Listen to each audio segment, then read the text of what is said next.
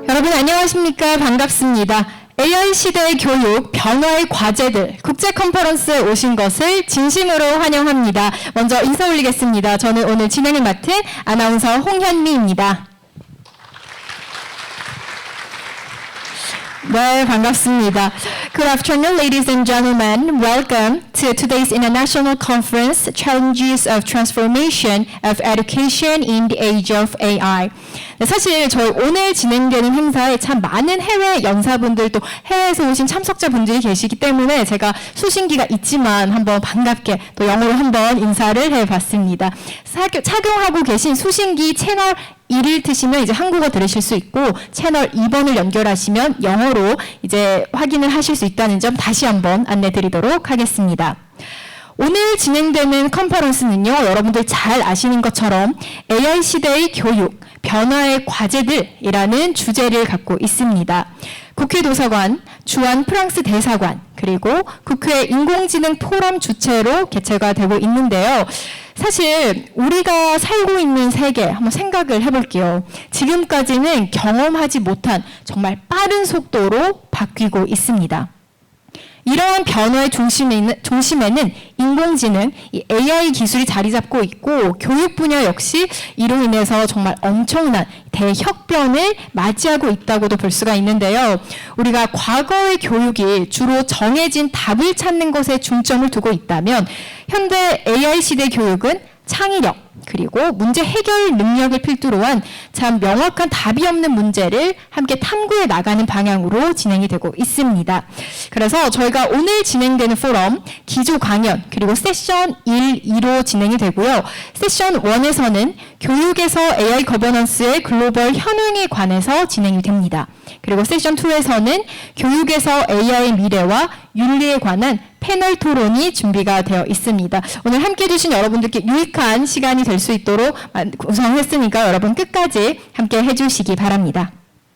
오늘 인공지능과 교육을 주제로 저희가 프랑스, 대만, 일본, 한국의 관련 전문가와 함께 글로벌 동향, 또 사회적 영향력을 함께 살펴보고요. 또 미래 교육 방향 등에 대한 좀 활발한 논의의 장이 되기를 함께 기대해 보도록 하겠습니다. 그럼 지금부터 AI 시대 교육, 변화의 과제들 국제 컨퍼런스를 여러분들의 큰 박수로 시작하겠습니다.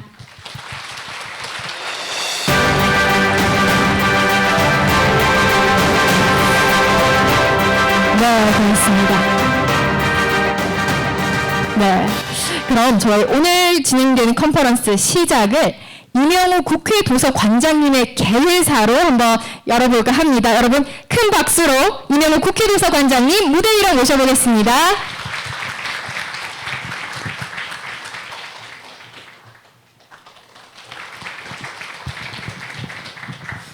안녕하십니까. 국회 도서관장 이명호입니다. 먼저 국회 도서관과 주한 프랑스 대사관 그리고 국회 인공지능 포럼이 공동 주최하는 오늘 컨퍼런스에 참석해 주신 모든 분들께 감사의 말씀을 드립니다. 미래로 나아가는 국회를 만들기 위해 힘쓰고 계시는 존경하는 대한민국 국회의장 우원식 국회의장님, 그리고 국회 인공지능 포럼 대표위원이시고 이인선 국회의원님, 그리고 한국과 협력 강화를 주력해 주시고 계시는 필립 베르투 주한 프랑스 대사관님, 귀한 발걸음 감사드립니다. 그리고 국회를 대표해서 기조 강연을 해주실 국회 인공지능 포럼 연구팀위원이신 조승래 국회의원님, 프랑스 AI 전략에 대해서 영상으로 기조 강연을 해주실 프랑스 대통령실 인공지능 특별대사 안나 부프로님께도 감사의 말씀을 전합니다. 오늘 컨퍼런스의 좌장을 맡으실 고려대 법학전문대학원 박경신 교수님, 특별히 해외에서 방문해 주신 브루노 칼마르 교수님, 후안 카이젠 연구원님도 감사드리고 토론을 해주실 권정민 교수님, 김명신 LG AI 연구원 정책수석님께도 감사의 인사를 드립니다. 앞에서도 말씀하셨듯이 우리는 지금 문명사적으로 대전환의 시기의 한가운데 서 있습니다. AI, 인공지능 기술이 우리 삶의 모든 영역을 혁신적으로 바꾸고 있는 가운데 지식 전달과 교육 환경도 지금까지와는 다른 방식으로 재편되고 있습니다. 특히 놀라운 속도로 발전하고 있는 생성형 인공지능은 교육의 적용에 있어서 데이터에 기반한 최적화된 학습 자료와 개인 맞춤형, 학습 경험을 제공하여 교육의 효과를 더욱더 극대화할 것입니다. 그러나 한편 AI 시대는 교육의 패러다임을 바꾸고 있지만 역시 우리가 해야 될 또 다른 과제로 디지털 격차의 확대와 개인정보 유출, 알고리즘 편향 등을 해결하기 위한 법 제도를 뒷받침해 주는 것과 아울러서 윤리적 기준의 사회적 합의 또한 시급하게 요구되고 있습니다. 오늘 공동으로 개최되는 컨퍼런스 AI 시대의 교육, 변화의 과제들을 통해 인공지능이 어떻게 우리의 교육 환경을 혁신하고 있는지를 살펴보고 변화의 과제들을 각국의 패널들과 함께 고민함으로써 AI 시대의 교육의 새로운 방향을 모색함과 동시에 우리의 더 나은 미래를 밝히는 중요한 한 걸음이 되기를 기대합니다. 참석하신 모든 분들과 오늘 행사를 준비해 주신 모든 관계자 여러분께 감사의 말씀을 다시 전합니다. 감사합니다.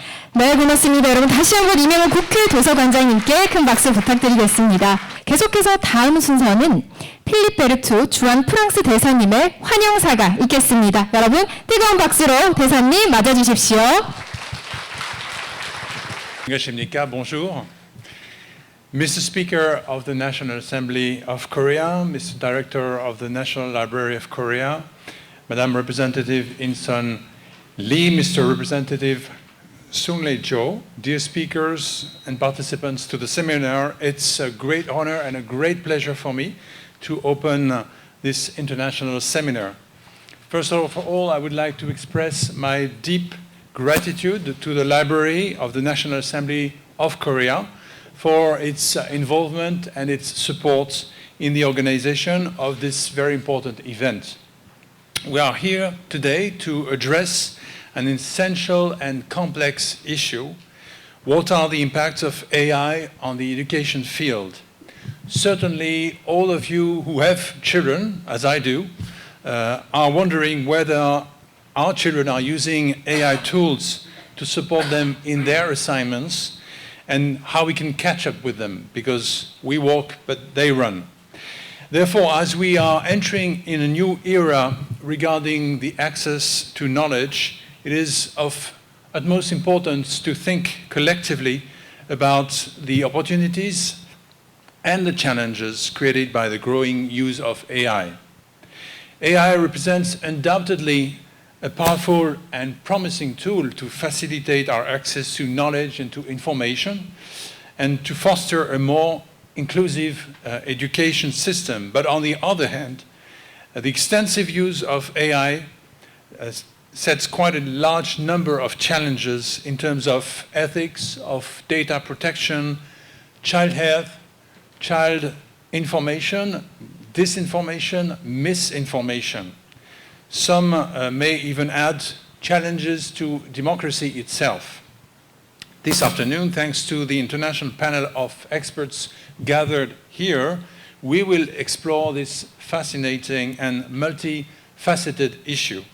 You will hear interesting and complementary perspectives from members of the National Assembly, government officials, and international experts. This seminar comes at a crucial time on the global mobilization on artificial intelligence, where France and Korea are partnering and playing a key role. The seminar is intended, indeed, as to take place in between the AI summit, which was organized last May, and before the AI Action Summit that will be held in France, in Paris, in February 2025, 10 and 11 to be precise. You will hear in a few minutes introductory words by our special envoy from President Macron, Madame Anne Bouvreau, and she is in charge of organizing this summit. But let me stress that the AI Action Summit aims at forging a common foundation for global AI governance, whilst also engaging on a debate on how to use AI for the common good, because we have talked about AI safety at the London summit, but we have opened the range of issues during the Seoul AI summit, and we want to continue to explore new avenues on AI during the Paris February summit. To achieve this ambitious goal, the summit will facilitate inclusive and constructive collaboration amongst a variety of stakeholders, including governments, international organizations, researchers, businesses, and NGOs. Today's seminar is a part of this endeavor, an important step in this direction, and I'm very happy that it has been labeled as an official event in the road to the Paris Summit. Ladies and gentlemen, we have an important task ahead of us, and I hope that this seminar will contribute to a collective answer to AI challenges and opportunities for education. I wish you a fruitful debate and fruitful exchanges during this afternoon, and I thank you for your attention. Merci beaucoup. 감사합니다. 네, 고맙습니다. 여러분 다시 한번 필립 베르트 주한 프랑스 대사님께 따뜻한 박수 부탁드리겠습니다. 네, 그리고 계속해서 다음으로 넘어가 볼 텐데요. 다음은 우원식 국회의장님의 격려사가 준비가 되어 있습니다. 여러분 큰 박수로 국회의장님 무대 위로 모셔보겠습니다. 오늘 컨퍼런스를 주관하시는 두 분이 저쪽에서 얘기했는데 왜 가운데다 옮기는지 잘 모르겠습니다. 너무 권위적으로 보이는 거 아닌가 싶어서 걱정됩니다. 우리 도서관장님하고 프랑스 대사님하고 우리 앞에 두 의원님들하고 앞에 도서관 1층에 전시되어 있는 정말 자랑스러운 노벨 문학상 그 한강 작가의 전시되어 있는 전시물을 잠깐 보느라고 하다 좀 늦었습니다. 늦은 거 양해 부탁드립니다. 국회 도서관과 프랑스 대사관이 그 국회 인공지능 포럼과 함께 뜻깊은 자리를 마련해 주셨습니다. AI 시대의 교육, 정말 사회적으로 관심도 높고 또 뜨겁고 또 해결해야 될 문제가 많은 이런 주제를 가지고 이런 컨퍼런스를 열어서 정말 기쁘게 생각하고 뜻깊게 생각합니다. 컨퍼런스를 준비해 주시느라 애써 주신 우리 이명우 국회 도서관장님, 필립 베르투 프랑스 대사님께 감사 말씀드리고요. 그리고 우리 기조 강연을 맡아주신 조승래 의원님께도 참 대단하시다 이렇게 말씀드립니다. 그리고 이렇게 방문해 주신 여러분께도 국회에서 하는 행사에 관심을 많이 가져주시고 이렇게 참여해 주신 여러분께도 감사의 말씀드립니다. 우리는 이미 AI 시대에 살고 있습니다. IT 혁명에 있어서 AI 혁명이라고 하는 그야말로 사회 전 분야에 걸쳐서 커다란 변화와 변혁의 물결 안에 깊숙이 들어와 있습니다. 특히 챗 GPT를 비롯한 생성형 AI, 이거는 과거에 상상할 수도 없었던 그런 큰 변화를 이미 체감하고 있습니다. 일상과 일터는 물론이고 산업의 구조적인 그런 변화를 넘어서서 인간의 영역이라고 하는 예술 창작 분야까지 AI가 이제 적극적으로 활용되기 시작하면서 AI 발전이 과연 인류 미래를 어떻게 바꿔놓을 것인가 하는 데에 대한 관심이 매우 높아지고 있습니다. 새로운 가능성에 대한 기대도 있지만 우려가 공존하고 있는 것 같습니다.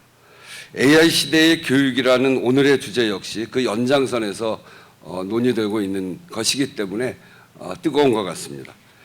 AI는 이미 우리 교실 안으로 깊숙이 들어와 있습니다. 학생들은 이미 과제 작성에 생성형 AI를 활용하고 있고 초중고등학교부터 대학까지 각급 교육 현장에 AI를 활용한 교수 방법 그리고 평가 방법 등에 대해 다양한 모색과 논의가 이루어지고 있습니다. 이런 흐름을 보면서 교육 방식이 역시 시대의 산물이구나, 기술 발전에 따라서 교육 방식도 바뀌는구나 하는 것을 알게 됩니다. 교육 방식이 시대의 산물이라는 것은 바꿔 말하면 우리 교육을 통해서 시대를 개척해 간다라고 하는 의미가 되기도 하겠죠. 두 가지 질문에 우리는 답해야 됩니다. 하나는 우리 교육에서 AI를 어떻게 잘 활용할 것인가라는 문제와 또 다른 하나는 여기서 제기되는 우려를 어떻게 극복해 나갈 것인가 이런 문제죠. 어떻게 잘 활용할 것인가. AI는 이런 것일 겁니다. 우리가 차를 가지고 운전을 시작하면 세상을 보는 게 확 달라지잖아요. 걷는 속도와 차의 속도, 그것에 따라서 세상을 보는 게 많이 달라지는데 AI를 활용한 속도와 AI를 통해서 바라보는 세상은 굉장히 지평이 넓어지는 그런 세상이 되고 있는 것입니다.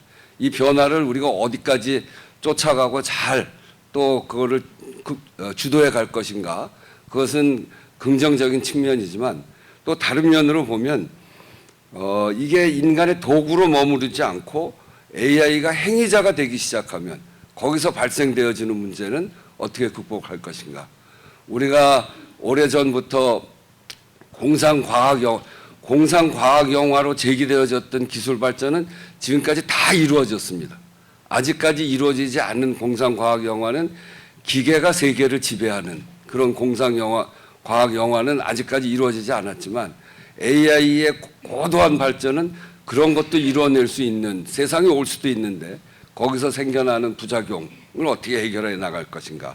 소위 교육 영역으로 보면 교육 영역에서 윤리적 문제, 디지털 격차 문제, 신뢰성, 공정성의 문제, 소통과 교감의 문제, 학습 데이터 관리와 개인정보 보호, 이런 등등의 문제들, 이런 문제들을 어떻게 극복해 나갈 것인가가 우리한테 중요한 과제로 제기되고 있다, 이렇게 생각합니다. 그렇게 해서 어떻게 하면 교육이 우리 학생들의 행복을 증진시키는 것이 될 것인가 같은 교육에 대한 근본적인 질문과 성찰이 필요할 때라고 봅니다. 단순히 교육 현장만의 노력만 가지고는 되지 않는다고 생각하고 AI 시대에 맞는 교육 철학에 대한 사회적 공감대 형성은 물론이고 관련 제도와 정책 수립을 병행해 나가야 될 때다. 그런 점에서 국회의 역할이 매우 중요하다, 이렇게 생각합니다.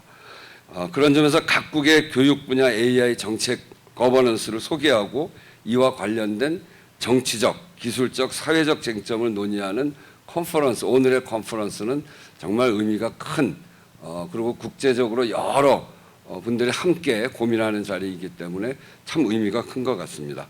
우리 국회도 AI가 가져올 긍정적 변화를 활용하고 잠재적인 위험을 관리해 가면서 이 사회, 우리 교육 현장을 잘 만들어 가야 될 책임이 있는 만큼 여러분들의 고견을 잘 듣고 앞으로 국회가 해 나가야 될 일들에 대한 화두와 지혜를 얻는 자리가 되도록 하겠습니다. 여러분 많이 참석해 주셔서 감사합니다. 감사합니다. 네, 고맙습니다. 우원식 국회의장님의 격려사 함께 듣고 오셨습니다. 계속해서 다음은요, 국회 AI 포럼 대표 의원이신 이인선 의원님의 축사가 있겠습니다. 여러분 큰 박수로 의원님 무대 위로 맞아주십시오. 네, 반갑습니다. 저는 조금 전에 고민을 한 것은 우리 국회 300명 국회 대표이신 우원식 의장님 복판에서 했는데 나를 한복판에서 인사하게 하면 어떻게 하지, 이렇게 제가 굉장히 고민을 했었습니다. 그런데 마침 이렇게 옆에서 다 보일 수 있는 좋은 자리에 이렇게 옮겨주셔서 감사합니다. 참 오늘은 정말 이제 가을을 재촉하는 비가 오는 이런 국회에 여러분들 와주셔서 감사드리고요. 더군다나 의미가 있는 것은 우리 노벨 문학상을 받은 한강 작가의 작품을 다 같이 보고 들어오게 된 것은 참 행복한 일인 것 같습니다. 여러분 반갑습니다. 국회 여성가족위원장이시자 국회 인공지능 포럼 대표위원을 맡고 있는 이인선입니다. 평소에 제가 존경하는 우원식 국회의장님, 또 필립 베르토 주한 프랑스 대사님, 그리고 이명우 간자님, 또 조성래, 오늘 기조연설해 주실 조성래 의원님은 저랑 같이 국회 인공지능 포럼을 같이 하고 있습니다. 오늘 아주 귀한 연설을 해 주실 것 같은데 지금 이제 조금 이제 마음으로 부담을 조금 가지고 있는 것 같습니다. 여러분 정말 지난 회기 때 그 과학기술 방송통신에서 AI를 굉장히 고민하고 AI에 대해서 연구를 많이 하신 분입니다. 그래서 아주 귀하게 생각을 하고 있습니다. 오늘 이렇게 주최하는 제목이 인공지능과 교육이라는 국제 컨퍼런스가 열리고 있는 것 같습니다. 사실 AI는 이제 우리 일상생활의 모든 영역에 변화를 일으키고 있습니다. 먼저 교육 분야에서도 기존 교육의 한계를 넘어서 학생 개인의 수준과 학습 스타일에 최적화된 경험을 제공하고 있습니다. 그렇지만 이것과 함께 우리가 가지고 있는 것은 도전 과제가 참 많다는 겁니다. 그래서 이런 도전해오는 과제들을 우리가 보안이나 교육 격차 이런 것들을 해서 반드시 해결해야 될 과제인 것 같습니다. 그래서 이런 걸 해결하기 위해서는 바로 오늘 같이 이런 국제적인 협력, 국제 컨퍼런스가 중요한데 거기에 우리 프랑스 대사관과 함께 가지게 된 건 매우 의미가 있다고 생각합니다. 그래서 오늘 이 자리에 모이신 각국 전문가 그리고 참석자 여러분의 지혜가 교육 나침판이 될 수 있도록 여러분들 도와주시기를 바라고 AI 교육과 상생 방안을 도출하는 의미 있는 시간이 되기를 바라면서 앞으로 우리가 국회에서 인공지능 포럼으로 여러분들과 함께 많은 논의의 장과 소통하는 시간을 갖도록 하겠습니다. 감사합니다. 그럼 첫 번째 기조강연 대한민국 AI 전략을 주제로 국회 인공지능 포럼의 연구 책임 의원이신 조승래 의원님께서 발표하시겠습니다. 여러분 큰 박수 부탁드립니다. 예, 반갑습니다. 국회의원 조승래라고 합니다. 간단하게 제 소개를 먼저 드리면 저는 이번에 이제 세 번째 국회의원을 하는 거고요. 제가 두 번째 임기 때는 재선 때는 국회 과학기술정보방송통신위원회에서 4년간 일을 하면서 AI 혹은 이 IT 디지털 전환 관련된 여러 가지 일들을 한 바 있습니다. 지금은 삼선 의원이 돼서 상임위원회는 정무위원회 소속으로 있지만 조금 전에 다녀가신 이인선 의원과 함께 국회 인공지능 포럼을 만들어서 저는 이제 연구 책임위원을 맡고 있습니다. 사실 오늘 저한테 대한민국 AI 전략에 대해서 기조 강연을 부탁을 하셨는데 사실 제가 야당 의원인데 야당 의원이 정부의 AI 전략을 얘기한다는 건 사실 좀 적절치는 않아요. 그렇죠? 그래서 그것에 대한 소개는 제가 간략하게 하고 지금 현재 오늘 주제와 관련해서 AI 시대의 교육이라는 것이 도대체 어떤 의미가 있는 것인가 그것과 관련된 제 나름대로의 생각을 한번 말씀드리는 것이 훨씬 더 도움이 될 것 같아서 그렇게 좀 준비를 해봤습니다. 우리가 어떤 그 시대를 얘기할 때는 그러니까 사람이 그 기술이 발전하고 문명이 진보하고 하면서 우리가 어떤 시대 구분을 하게 됩니다. 그랬을 때 저는 예를 들면 이렇게 구분할 수 있을 거라고 봅니다. 자연의 시대가 있었다. 그러니까 사람이 인류가 출현을 해서 자연과 함께 살면서 자연으로부터 어떤 그 생산물을 얻고 그러나 자연에 순응하고 또 자연의 그 험악함 앞에서 인간이 무기력하게 느껴지고 그랬던 자연의 시대가 있었다고 한다면 사람이 보다 진보하고 기술이 발달하고 하면서 이제 기계의 시대가 있었죠. 그러니까 이 얘기는 뭐냐면 사람이 가지고 있는 물리적 힘을 확장시키는 과정들이 있었던 거예요. 그게 이제 도구이자 기계일 것이고 운송장치가 될 것이고 이거를 고도화하기 위한 에너지가 될 것이겠죠. 그래서 사람의 물리적 힘을 강화하기 위한 방향으로 인류 문명은 지금까지 발달해 왔습니다. 그런데 지금의 시대는 그게 이제 기계의 시대라고 한다면 지금의 시대는 어떤 시대냐? 사람을 닮은 하나의 생명체를 만드는 생명체를 하기 좀 그렇고요. 어떤 구조물 인공체를 만드는 그런 단계로 온 거죠. 그 남은 숙제가 뭐였냐? 사람의 지능을 닮은 인공물을 만드는 것이 이제 숙제인 거죠.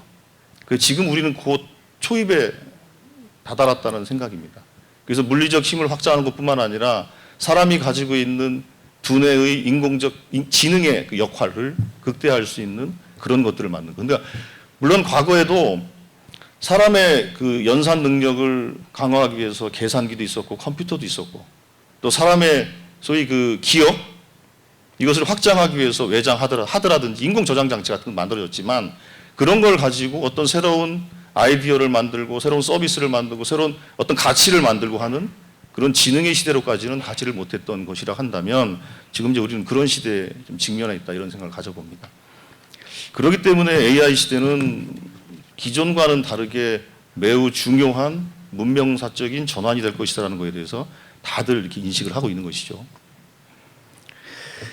그래서 이런 조건 속에서 저는 그 AI 시대의 교육은 크게 세 가지가 있어야 된다고 생각을 합니다. 첫 번째로는 우리가 AI 시대를 보다 고도화하고 그러니까 소위 일반 인공지능 시대를 준비해야 되는 거라고 한다면 인공지능을 고도화하고 사람을 닮은 인공지능을 만들 수 있는 고도의 숙련된 기술 인력들이 한편으로 필요할 겁니다. 그래서 AI 교육은 그런 AI 인력을 양성하는 과정들이 아주 필수적으로 수반되는 것이라고 생각합니다. 그렇기 때문에 지금 각국에서는 AI 인력을 어떻게 양성하고 확보하느냐, 그 경쟁이 AI 국가 경쟁력 다 핵심적인 경쟁 요소가 되지 않겠습니까? 그런 측면에서 보면 AI에 있어서 핵심적인 교육 과제는 바로 AI 인력을 양성하는 것이 될 것이다. 이게 첫 번째고요. 두 번째로는 그럼 그렇게 고급 인력만 있다고 해서 그럼 AI 시대에 인류가 행복하게 살아갈 수 있는 것이냐? 그렇지는 않다고 생각합니다.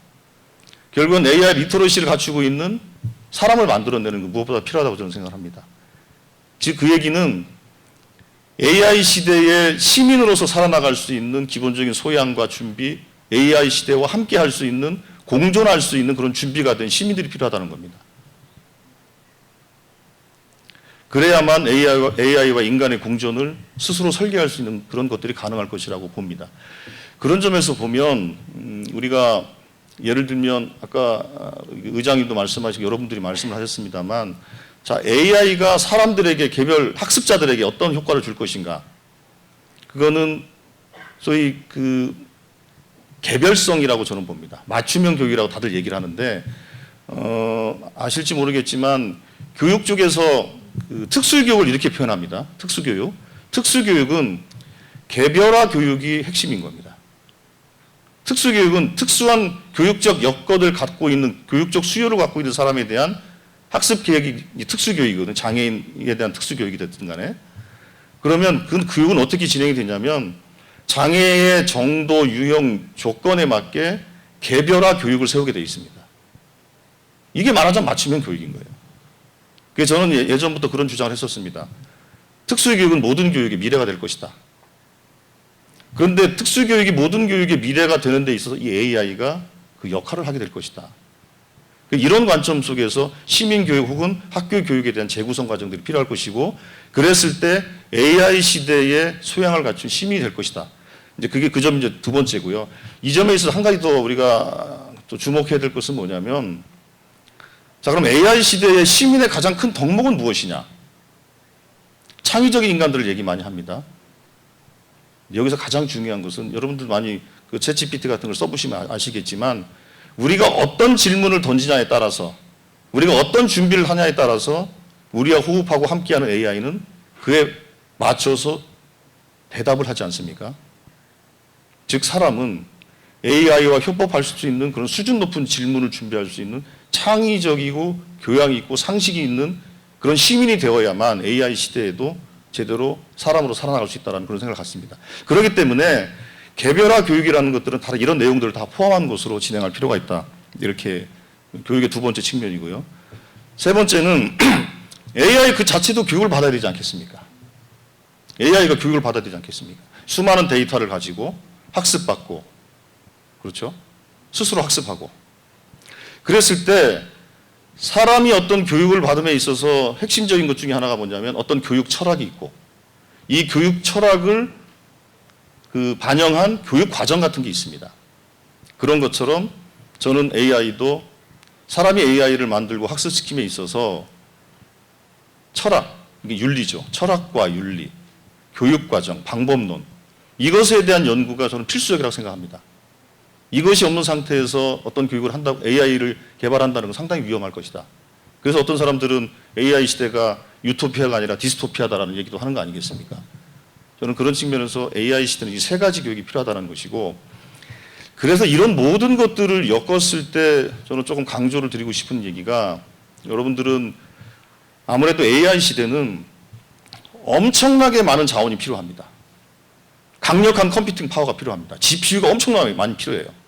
그리고 그걸 돌리기 위해서 전기도 많이 필요합니다. 인력도 많이 필요합니다. 그렇기 때문에 이 AI 시대는 정말로 강력한 한 국가가 이 AI 시대를 주도할 수밖에 없는 구조가 되어버립니다. 이랬을 경우에는 지금도 이 국가 간 소위 서열 구조라든지 패권 구조라든지 이런 구조 속에서 사실은 심각한 지경으로 국제 거버넌스가 형성될 가능성도 있어 보입니다. 그렇기 때문에 최근 많이 강조하고 있는 것 중에 하나가 소버린 AI라는 거 아니겠습니까? 국가와 기업이 자체의 독자적인 AI 역량을 갖추는 것.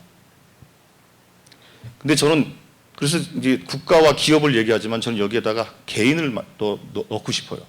국가와 기업, 개인. 여기서 얘기하는 개인은 아까 제가 말씀드렸던 것처럼 그렇게 AI 시대에 훈련되고 준비된 교양을 갖춘 시민, 스스로 학습하고 학습을 하는 주체로서의 개인을 말씀드리는 겁니다. 그래서 앞으로 그 AI 시대의 교육에 있어서 이런 측면을 고민하면서 우리가 접근을 했으면 좋겠다라는 그런 좀 생각을 좀 가져보고요. 그랬을 때 AI 시대가 인간을 행복하게 만들 수 있을 거라고 생각을 합니다. 그리고 이제 마지막으로 한 말씀만 더 드리면 제가 이인선 의원님하고 마음 공부를 하고 있는데 사람의 마음에 대해서 왜 마음 공부를 하고 있냐? 결국 AI는 사람에 대한 이해가 깊어질수록 AI가 저는 고도화될 거라고 보고 일반 인공지능에 가까워질 거라고 봅니다. 그럴 때 사람에 대한 그 물질적, 생물학적 실체를 규명하는 것뿐만 아니라 사람들의 의식과 심리, 마음에 대한 연구와 분석이 바로 AI를 고도화하는 데 훨씬 더 밑거름이 될 것이라고 생각하기 때문에 그런 것입니다. 즉 다시 말씀드리면 우리가 조금 더 이 AI를 고도화시키는 이 문제 주제에 대해서 사람을 보다 더 깊이 이해하는 그런 관점으로 좀 접근해 나가는 것이 무엇보다도 필요할 것이다. 그래야 AI와 사람의 공존이 가능하고 또 AI로 인해서 우리가 훨씬 더 편리한 생활도 하면서 또 행복할 수 있는 그런 시대가 열리지 않겠냐 이런 생각을 좀 가져봅니다. 예, 좀 두서없이 말씀드린 것 같지만 제가 가지고 있는 여러 가지 고민들을 말씀을 드렸습니다. 그리고 아쉬운 말씀은 저도 오늘 국정감사가 진행되고 있어서 이렇게 강연만 하고 저도 떠나야 될 것 같아서 아쉽긴 합니다만 오늘 좋은 시간 부탁드리겠습니다. 저희들도 국회에서 열심히 대한민국의 AI 발전을 위해서 뿐만 아니라 전 세계인이 AI와 함께 평화롭게 공존하는 그런 사회를 만들기 위해서 저희들도 열심히 노력하겠다는 그런 또 다짐의 말씀도 드리겠습니다. 고맙습니다. 네, 고맙습니다. 여러분 다시 한번 조승래 의원님께 큰 박수 부탁드립니다. 다음 두 번째 기조 강연으로 한번 넘어가 보도록 하겠습니다. 두 번째 기조 강연은 프랑스 AI 전략에 대해서 프랑스 대통령실 AI 액션 서밋 특별 대사이신 안느 부부로님께서 발표를 해주시겠습니다. 일정 관계로 저희가 사전에 녹화된 영상을 하나 받았거든요. 화면으로 함께 보시죠. Hello, my name is Anne Bouvreau. I am France's Special Envoy for the AI Action Summit that will take place in February 2025.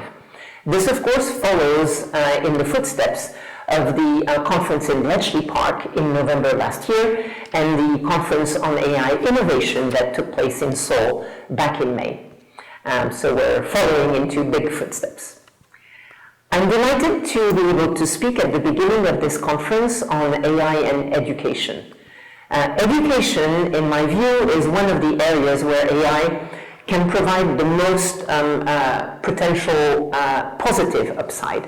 And it's particularly true because generative AI interacts with us or enables us to interact with natural language. And this way, we avoid some of the barriers from some of the more complex digital tools. As I said, France will host the AI Action Summit in February 2025 in Paris. We will welcome heads of states from all around the globe and certainly from throughout Asia. We will welcome leaders of startups, of large corporations, of civil society organizations, of academia, and of course in the field of education. If I can say a few more words about AI and education, first of all, I will start by the positive impact which I think we can get from AI in education. The first benefit is that AI enables us to automate administrative tasks, freeing up some time for both teachers and students to have more time for the process of learning and teaching itself. Second, AI can enable us to do the things that we know are very important for education and we've known for a long time, which is to have more personalized learning. This can be more personalized to a student with personalized lessons and testing. This can also be more personalized for parts of the class, depending on how things are organized. And finally, I think, again, in a positive way, this can help students learn in a better way, for example, by focusing in on a Socratic dialogue with the machine, which is one of the very good ways of learning. Now, of course, we need to be mindful that there are risks and caveats. So the very first thing we need to do is to be careful that we evaluate these and monitor these systems as we deploy them. We will do this through trial and error. We will do this through various different steps. And it's important that we carefully monitor that to be able to guide the developments in the right direction. We also need to make sure that we're careful about the potential inequality that these tools can bring. We want to make sure they don't only benefit students from well-off households or some neighborhoods, or girls or boys better than boys or girls. So we need to be very careful about the subject of inequality. And we also need to make sure the tools adapt to specific setups in terms of culture, ways of teaching in different countries or in different regions, and also the infrastructure that is available for a given classroom. So with this, I'm sure you will spend some fruitful hours discussing the benefits and how to mitigate the risks, and you will have some very creative ideas. This is a field where things are evolving very quickly with a lot of potential, and I am sure you will have very interesting discussions. I look forward to getting your feedback and your inputs for the AI Action Summit next February. Thank you very much. 네, 고맙습니다. 여러분 이렇게 영상으로 함께 만나봤는데 큰 박수 한번 부탁드리겠습니다. 이제부터는 세션 1, 세션 2로 한번 넘어가 보도록 하겠습니다. 네, 여러분 저희 지체 없이 바로 첫 번째 세션 진행하도록 하겠습니다. 교육에서 AI 거버넌스의 글로벌 현황이라는 주제로 고려대 법학전문대학원 박경신 교수님께서 좌장을 맡아주셨습니다. 여러분 큰 박수로 교수님 무대 위로 모셔보겠습니다. 감사합니다. 첫 번째 세션에서는요, AI에 대한 AI를 연구하는 움직임도 아주 많지만 그만큼 또 많은 것이 AI를 규제하려는 움직임도 많이 벌어지고 있습니다. 그래서 AI를 교육에 적용할 때 국가의 역할은 무엇인가에 대해서 발표를 들어보도록 하겠습니다. 그래서 우선 세 나라의 전문가분들이 차례대로 말씀하실 건데요. 우선 그 프랑스에서 오신 브루노 갈마 교수님 발표하시고 그 이후에 대만에서 오신 카이센 황 연구원님 발표하시고 그리고 저희가 손님이 그리고 서울교육대학교의 권정민 교수님 차례대로 발표를 듣도록 하겠습니다. 우리가 AI 그러니까 인공지능을 생각을 할 때 항상 잊어서는 안 되는 게 인공지능이 여러 방식으로 발전을 할 수가 있죠. 지능이라는 것은 여러 형태를 갖출 수가 있는데 지금 현재에 만들어지고 있는 인공지능은 사람의 지능을 따라하는 그런 형태로 개발되고 있습니다. 그리고 그 사람의 지능을 따라하는 방식으로의 연구가 지난 한 20여 년간 일취월장하면서 다른 방식의 인공지능 연구를 압도해버렸습니다. 사람 방식의 지능, 사람 지능을 흉내내는 그런 형태의 인공지능을 개발하기 위해서 가장 필요한 것은 뭐겠습니까? 바로 사람에 대한 데이터입니다. 사람이 어떻게 행동을 하는지, 사람이 어떻게 말하는지, 사람이 어떤 그림을 그리는지, 사람이 무엇을 보고 고양이라고 생각을 하고 무엇을 보고 개라고 생각을 하는지, 사람이 무엇을 보고 슬프다고 생각하고 무엇을 보고 기쁘다고 생각하는지, 그 데이터가 있어야만 인공지능, 현재 방식의 인공지능이 성공을 할 수가 있습니다. 그래서 이 앞에 분들도 이미 이제 말씀하셨지만, 그 인공지능이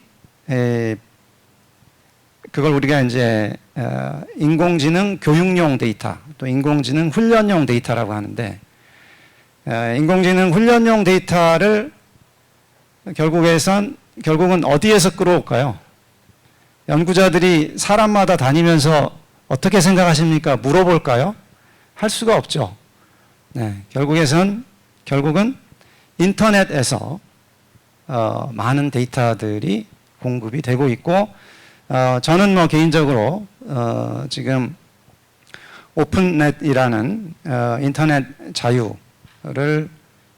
운동을 하는 시민단체의 장이기도 합니다만, 그 인터넷의 발전과 인터넷의 발전이 있었기 때문에, 그리고 인터넷이 그런 인간 사상, 인간 행태에 대한 데이터를 제공했기 때문에 여러 형태의 인공지능 연구 방식 중에서 지금의 방식, 사람을 흉내내는 방식의 인공지능 연구가 가장 앞서 갔다라고 생각을 하고 있습니다.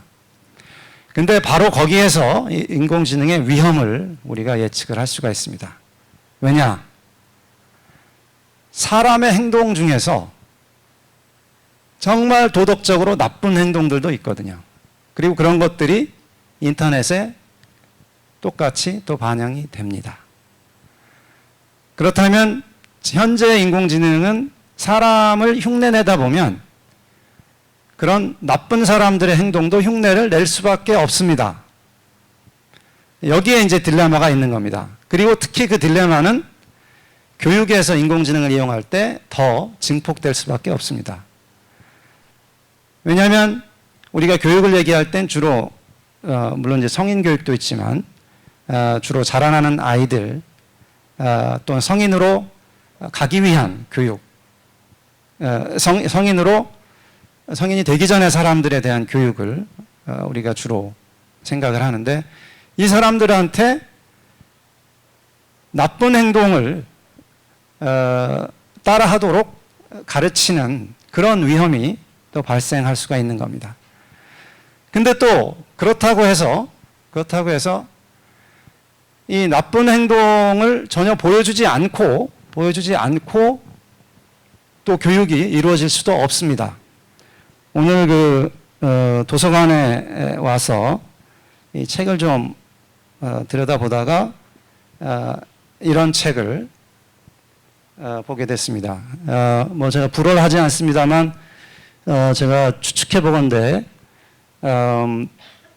프랑스 내 반유태주의의 정치적 역사 뭐 이런 책인 것 같습니다. 근데 앞에 이 표지에 있는 사진을 보십시오. 아마도 이제 유태인 학자 얼굴에 그 나치 문양을 그려놓은 그런 사진입니다. 만약에 이런 사진들을 그 AI를 훈련시키는 데이터에서 이건 비도덕적이야 라고 해서 다 빼버리면, 그러면 이 반유태주의에 대한 교육을 또 AI가 제대로 할 수 있겠느냐, 또 이런 문제가 또 발생을 합니다. 네. 그래서 어떻게 보면 교육은 도리어 또 더 많은 그 상상을 할 수 있는 기회를 주는 그런 방식으로 그런 요소를 갖추고 있어야 되고, 그러려면 도리어 교육에서 더 많은 상상의 자유, 이런 것들이 또 보장되어야 하지 않나 생각을 하고 있습니다.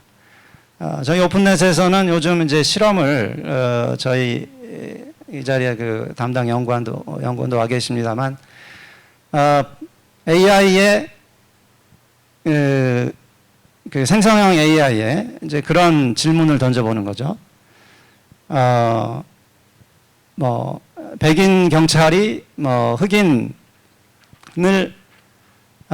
폭력을 행사하는 그런 사진을 좀 만들어 봐라. 라고 하면 지금 이제 AI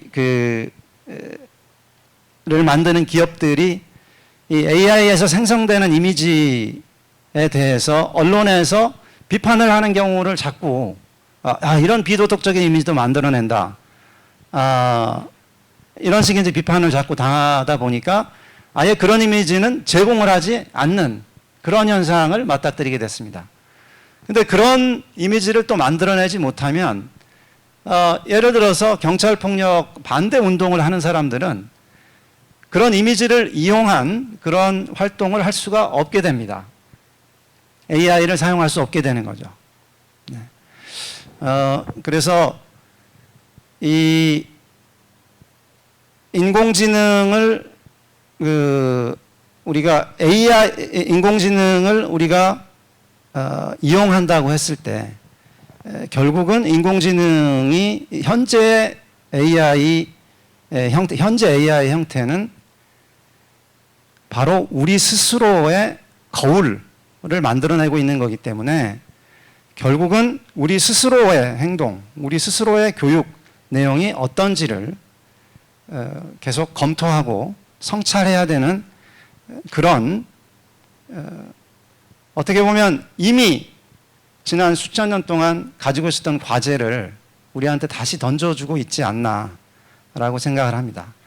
현재 인터넷에 나와 있는 우리에 대한 데이터들을 다시 살펴보고 이런 것들 중에 어떤 것들이 트레이닝 데이터로 이용될 수 있고 어떤 것들이 트레이닝 데이터로 그러니까 AI 교육용 데이터로 이용될 수 있고 어떤 것들이 AI 교육용 데이터로 이용돼서는 안 되는지 이런 판단을 하면서 우리 스스로에 대한 우리 스스로가 가지고 있었던 그 도덕적, 정치적 이런 문제들을 계속 살펴봐야 되는 그런 어떻게 보면 AI가 어떤 문제, 우리의 문제를 해결한다기보다는 AI라는 또 하나의 지능체를 만들기 위해서 우리가 가지고 있었던 윤리적인 정치적인 과제들을 풀어야 되는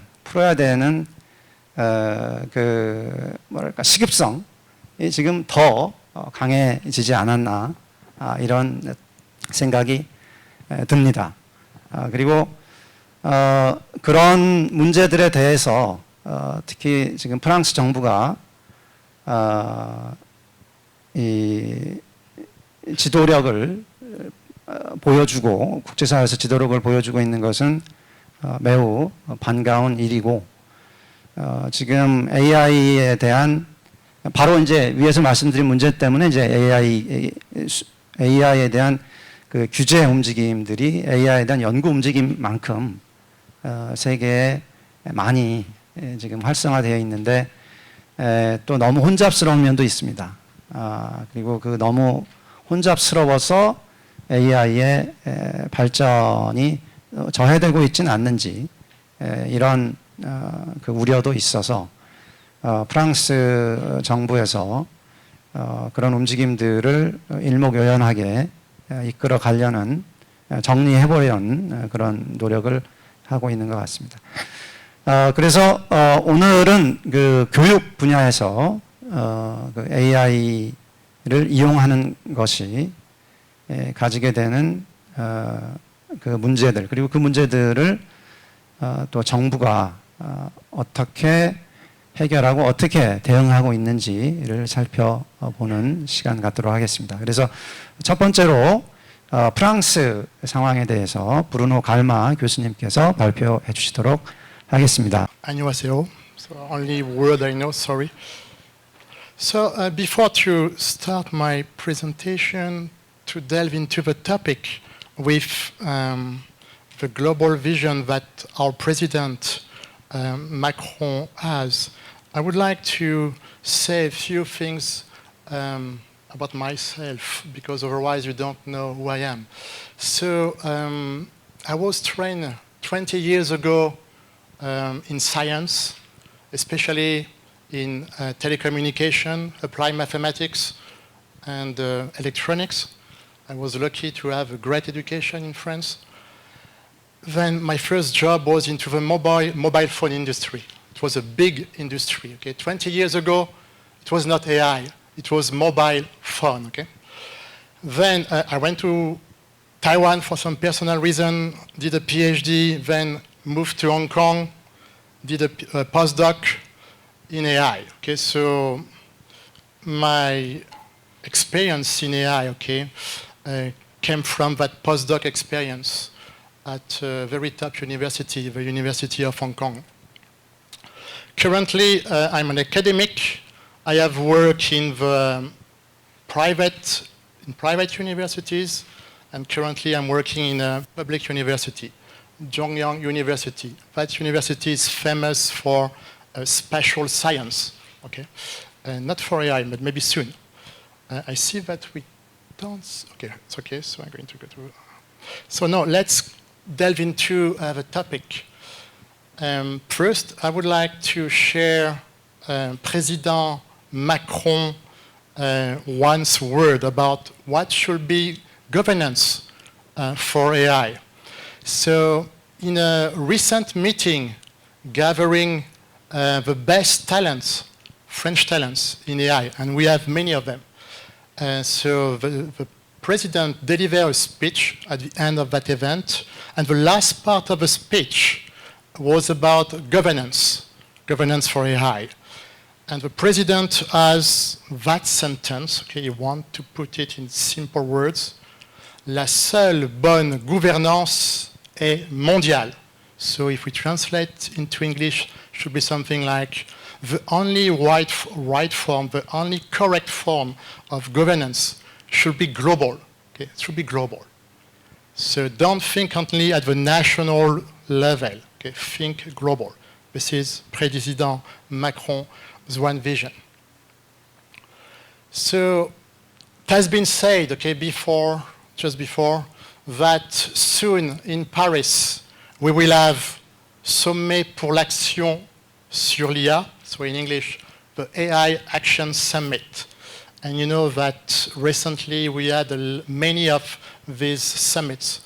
This time France has decided to put inside the word action. Okay, so let's start to build something for true now. And so among the 5 topics that will be discussed in Paris in next February, the last one, the 5th one, is la gouvernance mondiale de l'IA. So in English, global AI governance. Okay? So it is important to first understand what is French vision at the height level. And then we will go into some specific area of AI education. So recently, this year in March, so the French AI Commission released a report. So you have the English version, AI, our ambition for France. In French, IA, notre ambition pour la France. And so in this report, so you have 25 recommendations regarding what AI should do, what France should do for AI, okay? So we have just listened to Anne Bouvereau, a PhD in artificial intelligence. So within that commission, you have a very famous AI scientist, okay, at the bottom, Yann Lequin. He was awarded in 2018 the most famous prize in computer science, the Turing Award Prize, okay, with Yosha Bengio from Canada and with Geoffrey Hinton, who got recently the Nobel Prize in Physics, okay? So we have important people inside that commission. So the 2 recommendations addressing the problem of AI governance, global governance of AI, okay, and then the second one, structure and open national AI governance ecosystem now. So in the report, okay, you have these 2 points at different parts of the reports.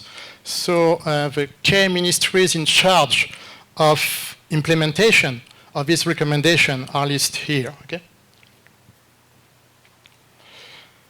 So President Macron's vision is to maybe establish, to create a world organization for AI, okay, to discuss the important matters, to ensure that governance will be effective. And so within that organization, we should have not only countries and their governments, we should have people from the civil society, and we have, of course, the big and large companies that are advancing AI technology on a monthly basis, actually. So, at the national level, France will do what it has decided at the global level. That's very easy, but it's quite logical, actually. So here we have, I don't know if you can recognize him. This is one of the most famous young French talent in AI. Okay, he's one of the founder of Mistral AI, a large language model. And he has been called by President Macron kind of example of genius of French AI movement. So in this video, he's addressing the idea of President Macron about global governance of AI. And according to him, it's not an easy task, it's challenging. Okay, so in the world of technology, if I use my own experience when I was a mobile phone engineer, we have that kind of global regulation. It was mostly by large companies involved in the mobile phone business. This time it's different because we have large companies, you have governments, you have a civil society, so it's not easy to implement. So I'm far from Europe now, so I'm not going to delve into the details of the AI Act, okay, but France will have also to follow this regulation for governance. Here you have the plan of the content of the European Union Artificial Intelligence Act. Okay? So my one interest is in education, and I'm going to show you some report, okay, from last year, okay? It was December by last year, so it's already 1 year, but it is still quite, I think, reasonable to have a look to this. So in that study, they had a look to the governance strategies by 18 countries. And of course, inside you have France, and you have also Korea. So at that time, you can see that very few countries have effective regulation. Most of the countries, they just provide guidelines about how AI, generative AI, should be used in education. So here on the left, you have a list of all the countries in that study. So France is here. Korea here, regulation, guidance, and you can see that most of the time, okay, it's school responsibility to think about how generative AI should be used by teachers. Okay. So my one interest is here, okay, so different countries will have different priorities regarding governance, regulation, of generative AI. So here you have a list of a few of them. Data protection and privacy, bias, fairness, transparency, technical accuracy, possible skill attrition. The next one is very important for Taiwan, where I'm working and living. Cultural and linguistic relevance of output. Taiwan recently released a large language model specifically to address that problem. It should reflect Taiwan's view of the world. Next one, okay, IP, and then over, you have a long list of them, okay? So because I work in Taiwan, so you have that Chinese traditional philosophy coming from Confucius. And Confucius said that you should teach everyone, okay? We will teach the gift, the ones who have no problem in learning fast, who will become maybe AI scientists in a short time. And we have also to teach the weak one, okay? The one who are left behind. Okay? And so with the introduction of generative AI, large language models, one question is, for sure, give students, good students, will be able to use that technology to improve their learning skills, to improve their metacognition skills. They will do that, no problem, no need of teacher actually. But for the weakest students, we can still ask the question, is there any problem, okay, with students who have difficulty to write correctly, who cannot read too much? Will generative AI be able to help in overcoming their learning difficulties? And this is a question that we have to address from a Chinese traditional perspective. If we want to respect the master of the teachers, Confucius. So for me, this one is very important. And so I saw that France didn't list that at the top priority. So France has listed data protection, bias, transparency as its top priorities. If we have a look to countries in north of Europe, Sweden, Finland, you can see that they did. Okay? They did address that. But they have already very good students. Okay? We know that students from Finland, from Sweden, they tend to perform academically very well. So you could be surprised. Okay? They still pay attention. Okay? They want to pay attention to that part of AI regulation, how to ensure that every student will be able to benefit from this technology. So I think it's quite informative to see how different countries decide to set their priorities regarding that matter. You can see that Korea and France are quite similar. So if you want to know more about France's strategy on AI and on education, it's easy to find information, okay? I'm not going to talk about this. So as you know, I'm working and living in Taiwan, so I'm teaching AI in Taiwan. And Taiwan has huge ambition. They want to reach the top 3. I think that you know who is number 1 and who is number 2. So Taiwan wants to be number 3. So they were very successful in the semiconductor industry, so why not for AI? So they have huge ambition. And to fulfill this ambition, they will have to bet on education.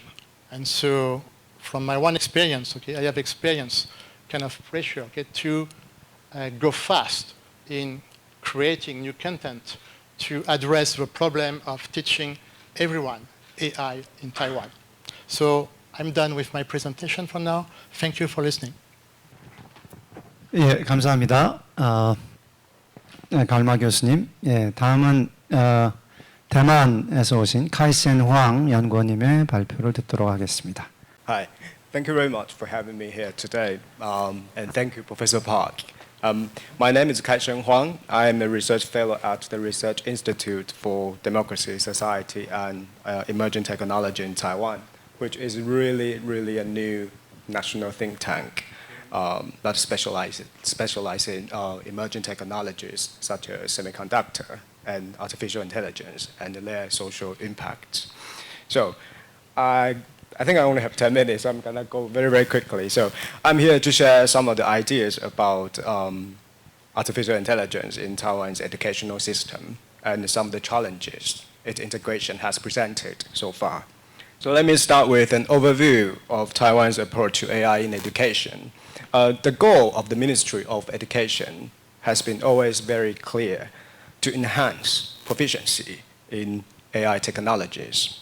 And this kind of policy initiative all started in 2019. But it wasn't until ChatGPT launched in late 2022 that interest really started to take off. So by 2023, generative AI was making a huge impact, leading to clear changes in policy and practices among Taiwanese policy makers. So that set the stage for understanding how AI became a key element in our educational system. How is AI used in Taiwan's education system? Generally speaking, Taiwan has two main strategies. The first is to use AI to teach, which means like AI in education. And we integrate AI tools to improve how teachers teach and how students learn. The second strategy is to teach AI. So that's more like education for AI. So that's the kind of distinctions that Taiwanese policymakers make it very, very clear. So in the second category, it means making sure students become familiar with AI technology itself. So the next question is, how are they implemented at different levels of the Taiwanese education system? These strategies often take shape in different forms at different education levels. AI tools are more common in our primary and secondary schools, while the push for deeper AI knowledge happens at the university level. So in terms of a specific example of AI application, let me tell you about the Taiwan Adaptive Learning Platform, TALP. It is operated by the Ministry of Education and has already 2.8 million users. So TALP uses AI to create personalized learning path for students from 1st to 12th grade and help teachers pinpoint and address learning gaps. And this is almost the only and the most comprehensive AI system for education in Taiwan. That's the only one. So I think the push for AI in education remains relatively conservative in Taiwan. So what about rules and regulations? You might wonder if Taiwan has specific rules about using these AI tools. As of now, there are not any official rules governing education in Taiwan. So there is no rule there. So, but introducing AI into education does bring up some serious concern, especially about its impact on how children receive knowledge and develop their personalities. And I just want to point out two issues here today. So first, when regulating the use of AI in education, we think we need to consider two things. The first is value trade-off. It involves questions like, should we even use AI in education? But with the global competition heating up, I think it doesn't really make sense to ban it. But the real challenge lies in integrating AI responsibly. I mean, to enhance learning while upholding our core educational values, such as critical thinking. So that's the first question policymakers might need to consider. And next, regulatory complexity. This involves questions such as how should we regulate the use of AI, and I think the good starting point is to consider how to help students to distinguish between what's real and virtue, and ensuring their safety is always the first priority. So we need clear rules for using AI that protect our students' well-being and promote positive development. So as we move forward, these are the issues we need to address carefully. So to conclude, while Taiwan is very proactive and enthusiastic about using AI in education, we've also stepped in cautiously. And Taiwanese policymakers have made it very, very clear it is a conflict between safety and the competitiveness. They need to balance to deliver further regulations in the future. Thank you very much.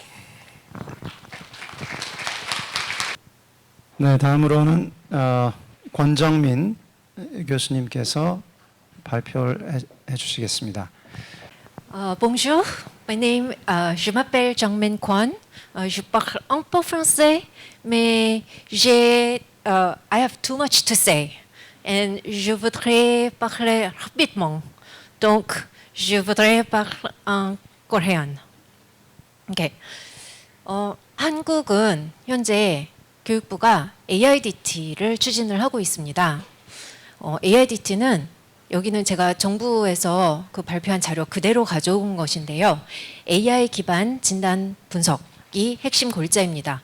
학생에게는 최적의 학습 경로와 맞춤 처방 및 지원 제공하고 학부모에게는 학업 성취, 교과 흥미 현황 등 자녀 지도에 필요한 사항을 제공하고 교사에게는 학급별, 학생별, 학업 참여도 등 학생별 지원 필요 사항을 제공한다. 되게 멋진 말들 아닌가요? 네. 네, 저는 오늘 여기 앉아서 다른 분들의 발표를 들으면서 마음이 굉장히 불안해졌습니다. 왜냐하면 다른 나라들은 저 앞서가고 있는데 우리나라는 아직 AIDT에 생성형이 들어가지 않습니다. 네, 너무나도 이 입시라는 블랙홀에 빠져 있어서 지금 혼자 뒤처져 있는 느낌이 들어서 더 불안해졌습니다. 자, 아까 조승래 의원께서 그 얘기를 하셨어요. 맞춤형 교육에 대해서 얘기를 하셨습니다. 제 전공이 마침 특수교육입니다. 개별화 교육이 무엇인지 저는 정확히 압니다. 아까 개별화 교육이 이 AI 교육의 미래다라고 하셨는데 죄송하지만 틀렸습니다. 왜냐하면 특수교육에서 얘기하는 개별화 교육과 맞춤형 교육은 지금 AIDT에서 이야기하는 맞춤형 교육과 정반대입니다. 우리가 똑같이 맞춤형 교육이라고 하는데 사실 맞춤형 교육에는 두 가지가 있습니다. 하나는 교육 과정을 사람한테 맞춰주는 것입니다. 그게 특수교육에서 이야기하는 개별화예요. 얘가 뭘 못하잖아요. 걔를 위해서 교과서를 바꿔주고 교육 과정을 바꿔주는 것입니다. 그래 너 미분적분 이거 안 해도 돼. 너는 돈 계산하는 게 더 중요하니까 우리 가서 돈 계산하는 거 연습하자. 이게 특수교육에서 이야기하는 개별화입니다. 이 AIDT에서 이야기하는 개별화는 학생을 위해서 교육과정을 맞춰주는 것이 아니라 입시를 봐야 되기 때문에 공정한 테스트를 봐야 되기 때문에 그 교육과정에 학습자를 맞춰주는 것을 의미합니다. 이것은 완전히 두 가지가 서로 정반대의 패러다임을 가지고 있습니다. AI 디지털 교과서 우리나라에서 지금 굉장히 대대적으로 추진을 하고 있는데요. 2025년까지부터 수학, 영어, 정보, 특수교육의 국어 과목을 도입을 하고 그 다음에 2028년까지 나머지 국어, 기술, 가정, 사회, 과학 과목으로 확대한다라고 이야기를 하고 있습니다. 그런데 제가 맞춤형 교육에 두 가지가 있다고 하셨잖아요.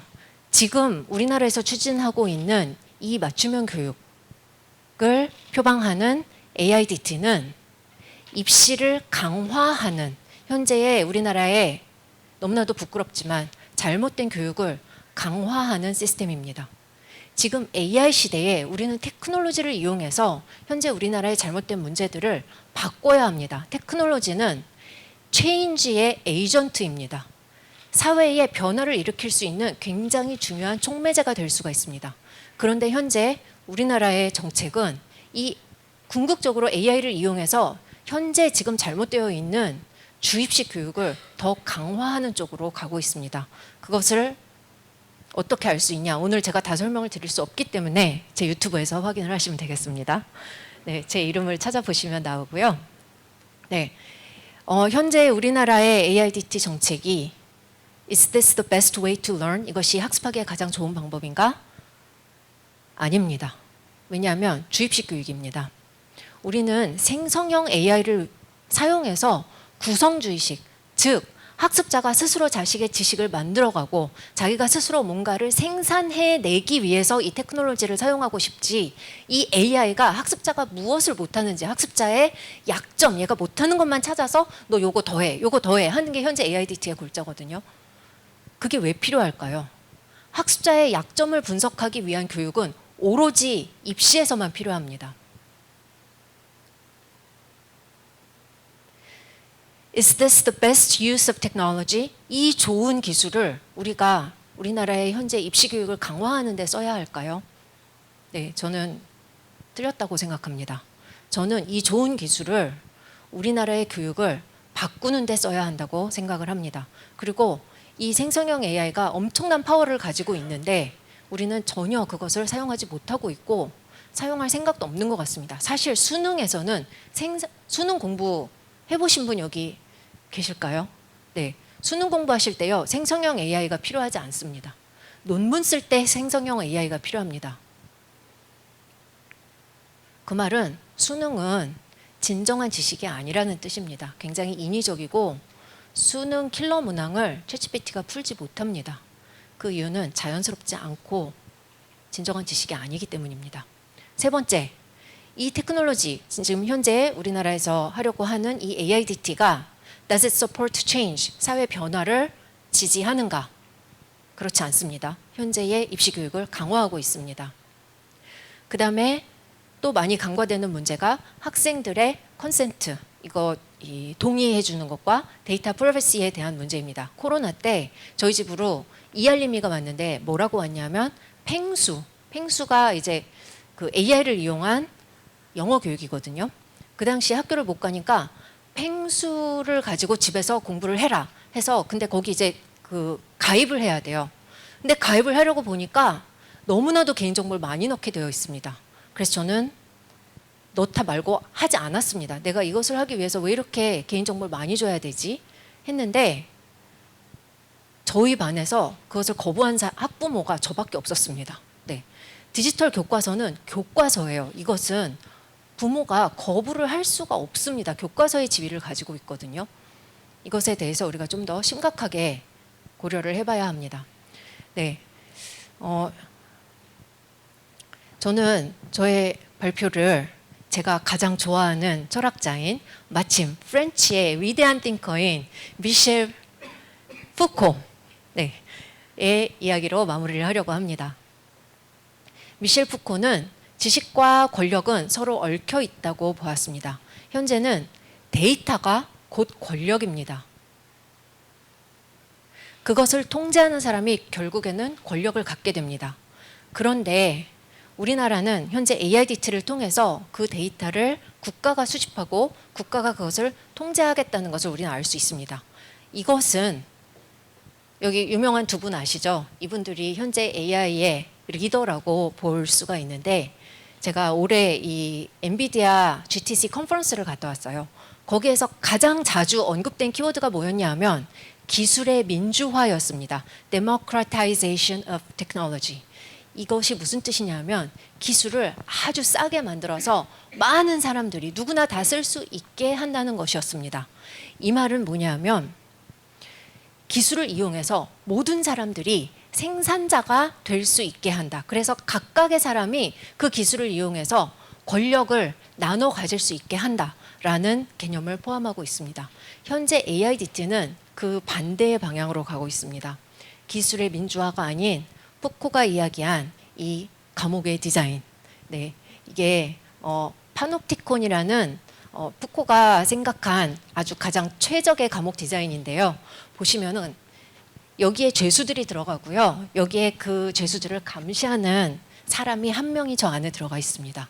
이 건물의 디자인으로 우리가 단 한 명의 사람이 권력을 가질 수 있음을 의미합니다. 저 간수가 있는 저 방은 밖에서 보이지가 않아요. 그래서 저 사람이 누구를 감시하고 있는지, 혹시 저기에 사람이 있는지 없는지조차도 알 수가 없도록 디자인이 되어 있습니다. 현재 우리나라 AIDT는 저 감옥과 같은 디자인을 향해 가고 있다고 저는 말씀을 드리고 싶습니다.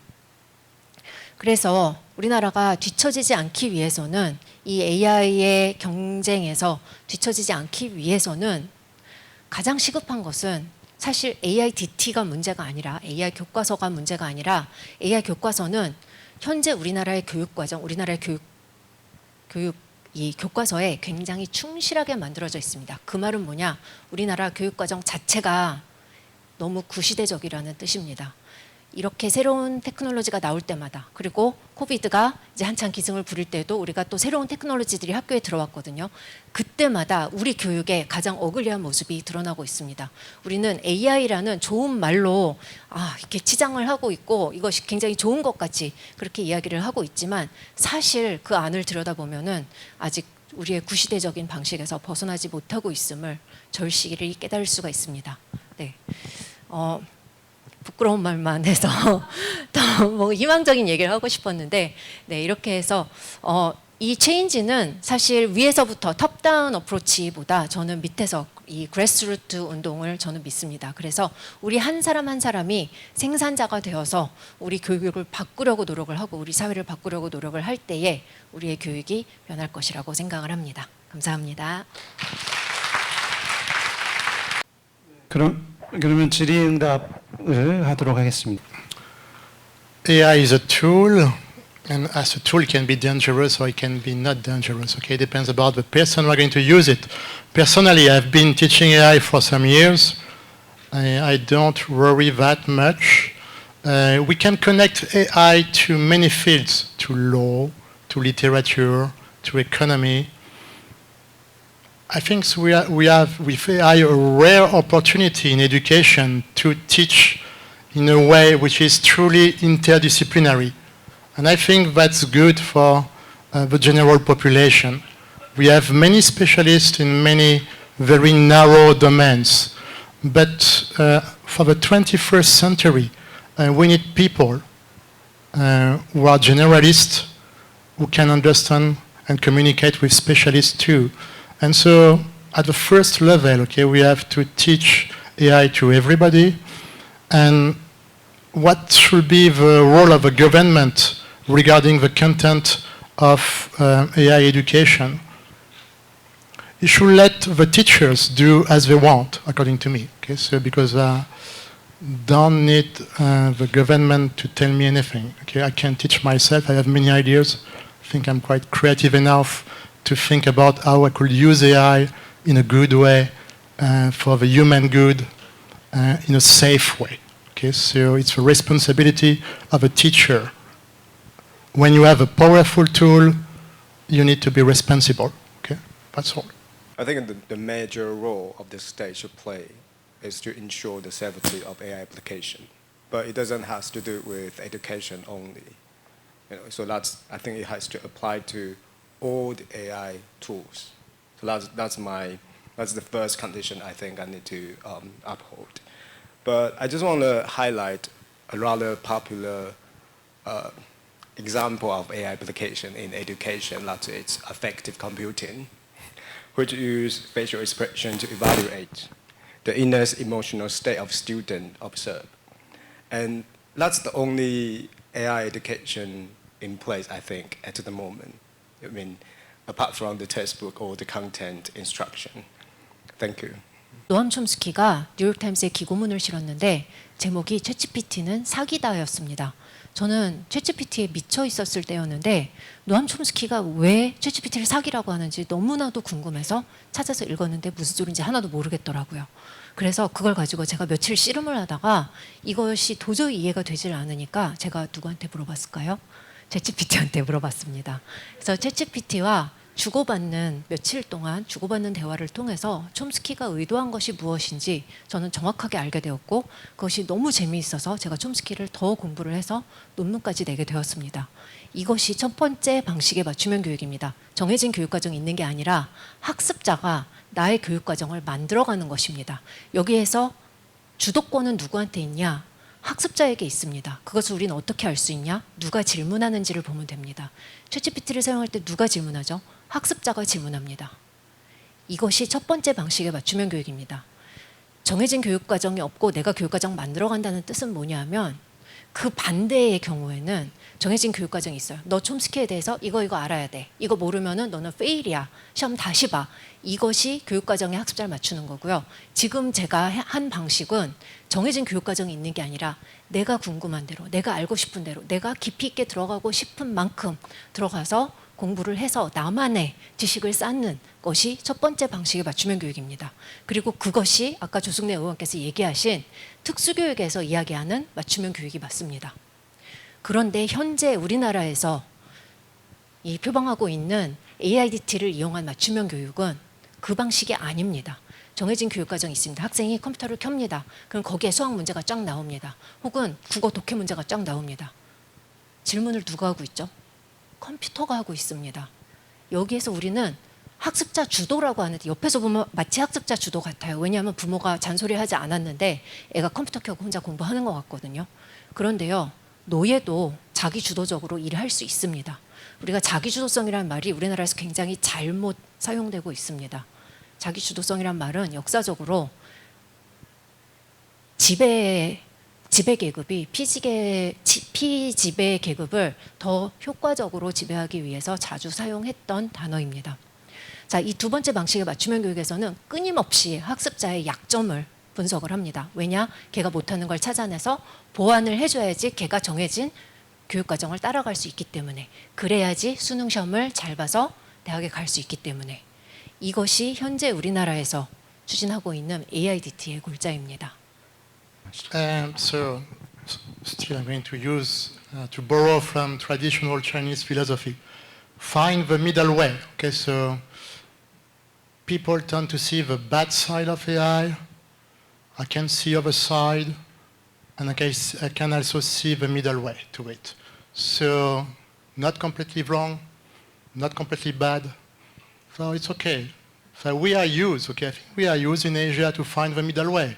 So we can do that for AI too. Okay, so we have everything in traditional philosophy to use tools, okay? Even tools from the 21st century can be addressed with very ancient traditional values. Okay, so I think for me there is no problem actually. Regarding the question regarding my work, okay, so basically I used to teach traditional second foreign language classes. This is one part of my job. And the other part is to promote AI education. It's completely different. So for example, where I'm working now in the French department, I have a French class about AI. So real AI class, okay? So people are supposed to know French before to come to that class. Okay? So regarding tools that can help students to improve their second foreign language skill, actually, I will show that in the second presentation. So generative AI is one of them, but you have many tools that people tend to don't know about. And so my job also is to promote, to teach teachers about the diversity of tools that you can use nowadays to learn faster and better a second foreign language. Okay? I mean, I will say more in my second presentation. I think I'm going to answer many of the questions in section 2, but I just want to point out, I think it all has to do with the kind of dilemma frontline teachers are facing when they're asking to control AI, because they're asked to contain something that is much smarter than them. see. So that's the dilemma. So I don't really think, when we talk about application, I think we need to know what sort of tools we are really talking about. Otherwise, I think it's a bit too general for me to answer that question. Yeah. Okay, to answer the first question, you asked about how AI is stigmatized. I didn't mention constructivism today, but constructivism is key. A lot of people think that knowledge is injected in our brain, and that's what most people in Korea, it's their idea of learning. But learning, actually, the knowledge is constructed, so it's an active process. And ChatGPT could be a partner when you're constructing your own knowledge. But a lot of people use ChatGPT to cheat because they see ChatGPT as, kind of a knowledge gas that you inject in your brain. So that's how we could unstigmatize AI in higher ed, which is not easy because students also want to be lazy. You also asked about the responsibility of the end user. I can only talk about Korean students. Korean students do not have that agency. Without agency, there's no responsibility. They do not get to choose. So it's a very complicated story, but the responsibility of the end user cannot be applied in Korean K through 12 education. In higher ed, it's a different story. And then, of course, there is agency and responsibility. 그다음에 그다음 그 질문 여러 가지 하셨는데 과목별로 다를 수 있는지 저는 근데 아까 예시를 문제풀이로 드셨어요. 그런데 대학원 다녀 보셔서 알겠지만 대학원에서 문제 푸나요? 대학원에서 문제 풀지 않습니다. 네, 문제를 찾죠. 네, 자기가 문제를 찾아서 그걸 해결하려고 하지 문제집 같은 문제풀이를 하질 않거든요. 그런데 제가 미국에도 오래 살았고 프랑스에도 살아봤는데 걔네들 문제풀이 하지 않습니다. 초등학교 4학년 교실 가보면요. 초등학교 4학년 학생들이 논문 쓰고 있어요. 네, 그게 우리가 원하는 가장 이상적인 교육의 모습입니다. 그리고 IB에서도 컴퓨터를 사용하는 방식이 완전히 다릅니다. 필드에서 진짜 연구자가 컴퓨터를 사용하는 방식으로 컴퓨터를 사용을 합니다. 근데 지금 AIDT는 완전히 문제풀이 방식입니다. 그냥 문제집을 파워포인트에 옮겨놓은 거라고 보시면 됩니다. 네. 근데 저의 이런 발언들이 또 많은 분들을 자극하는 것 같아서 네, 좀 자제하려고 합니다. 네, 그리고 제가 교육부 장관이 된다면 AI를 이용해서 일단 지금 사실 AIDT로 인해서 드러난 것은 우리나라가 AI가 뭐 뒤처졌다 이런 문제가 아니라 우리나라 교육 과정이 이 AI 시대에 제대로 그 대응하기에 우리나라 교육 과정이 너무나도 구시대적이다라는 것이 드러났습니다. 그래서 교육과정을 바꾼 후에야 그 다음에 AI를 이용해서 뭘 하든지 할 수가 있지 교육과정이 바뀌지 않고 우리의 입시, 평가가 바뀌지 않으면은 그 어떤 것을 우리가 백날 바꿔봤자 아무 소용이 없습니다.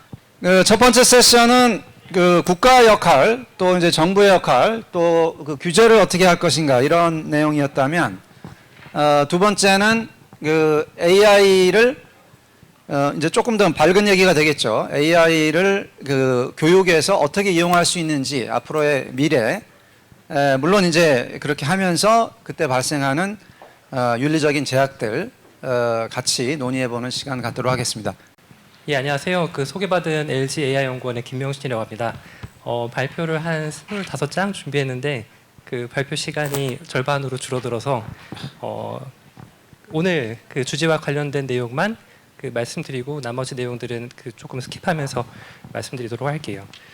저는 오늘 그 중에서 유일하게 그 기업 쪽에서 왔는데요. 그래서 아마 기업에서 AI 윤리 관련된 것들을 어떻게 직접 실천하고 있고 그 과정에서 그 교육적인 측면들을 어떻게 고려하고 있는지에 대해서 조금 중심적으로 말씀드리도록 하겠습니다. 네, LG AI 연구원은 LG 그룹의 그 AI 그 연구를 전담하는 그런 센터라고 보시면 되고요. 저희는 엑사원이라는 그 생성형 AI 모델을 별도로 가지고 있습니다. 한글과 영어를 이해하고 이미지와 텍스트들을 만들어낼 수 있습니다. 그 8월 달에는 오픈 소스로 모델을 공개하기도 했고요. 참고하시면 될 것 같고요. 글로벌 AI 규범 동향에 대해서 좀 짧게 말씀드리고 싶어요. 제가 느끼기에는 저는 LG AI 연구원에 2년 전에 조인했고 그 전에는 유네스코에서 그 AI 윤리 권고 만드는 작업을 같이 했었거든요. 그러니까 저의 그냥 개인적인 관찰입니다. 이게 정확할지 아닐지는 모르겠어요. 전 2020년대 그 초반에 공정성이 전 화두였다고 보거든요. 차별과 편향, 여러 가지 국내외에서 이슈들이 많았습니다. 그리고 차별과 편향 이슈는 기본적으로 대중들한테 굉장히 휘발성이 강한 이슈입니다. 그 자기한테도 그런 피해가 올 수 있다고 생각하기 때문이죠. 하지만 제가 현장에서 느끼기에는 이 차별과 편향에 대한 이슈는 100% 극복은 못했지만 상당 부분 기업들이 여러 가지 방식으로 이 문제들을 개선해냈습니다. 그 아까 교수님, 그 박경신 교수님께서 말씀해주셨지만은 그 필터를 AI 모델 앞뒤에 붙이는 방식으로 그런 프롬프트가 관련된 프롬프트가 오면은 아예 답변을 거절하는 방식이라든지 그런 방식을 동원한 게 있거든요. 공정성 이슈가 완전히 해소되지는 않았으나 이 이슈는 전 주목받는 이슈는 아니라고 봅니다. 최근에 가장 주목받는 이슈는 안전성입니다. 세이프티. 2022년 11월에 챗GPT가 나왔죠. 그리고 여러 가지 AI 후속 모델들이 기업들이 앞다투어 발표를 했습니다. 그러면서 그 인류가 느끼게 된 그 두려움이라고 해야 될까요?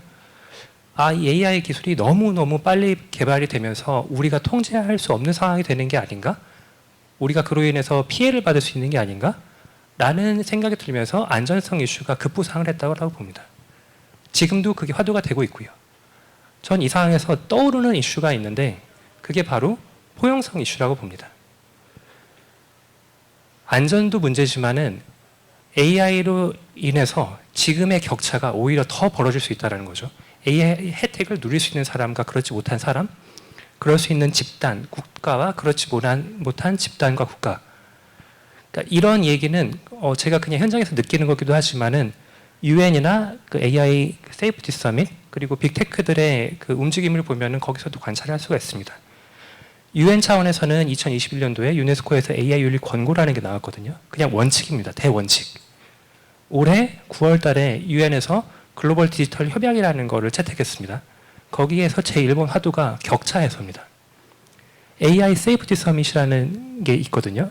AI 관련된 글로벌 규범들을 논의하는 그런 국제회의입니다.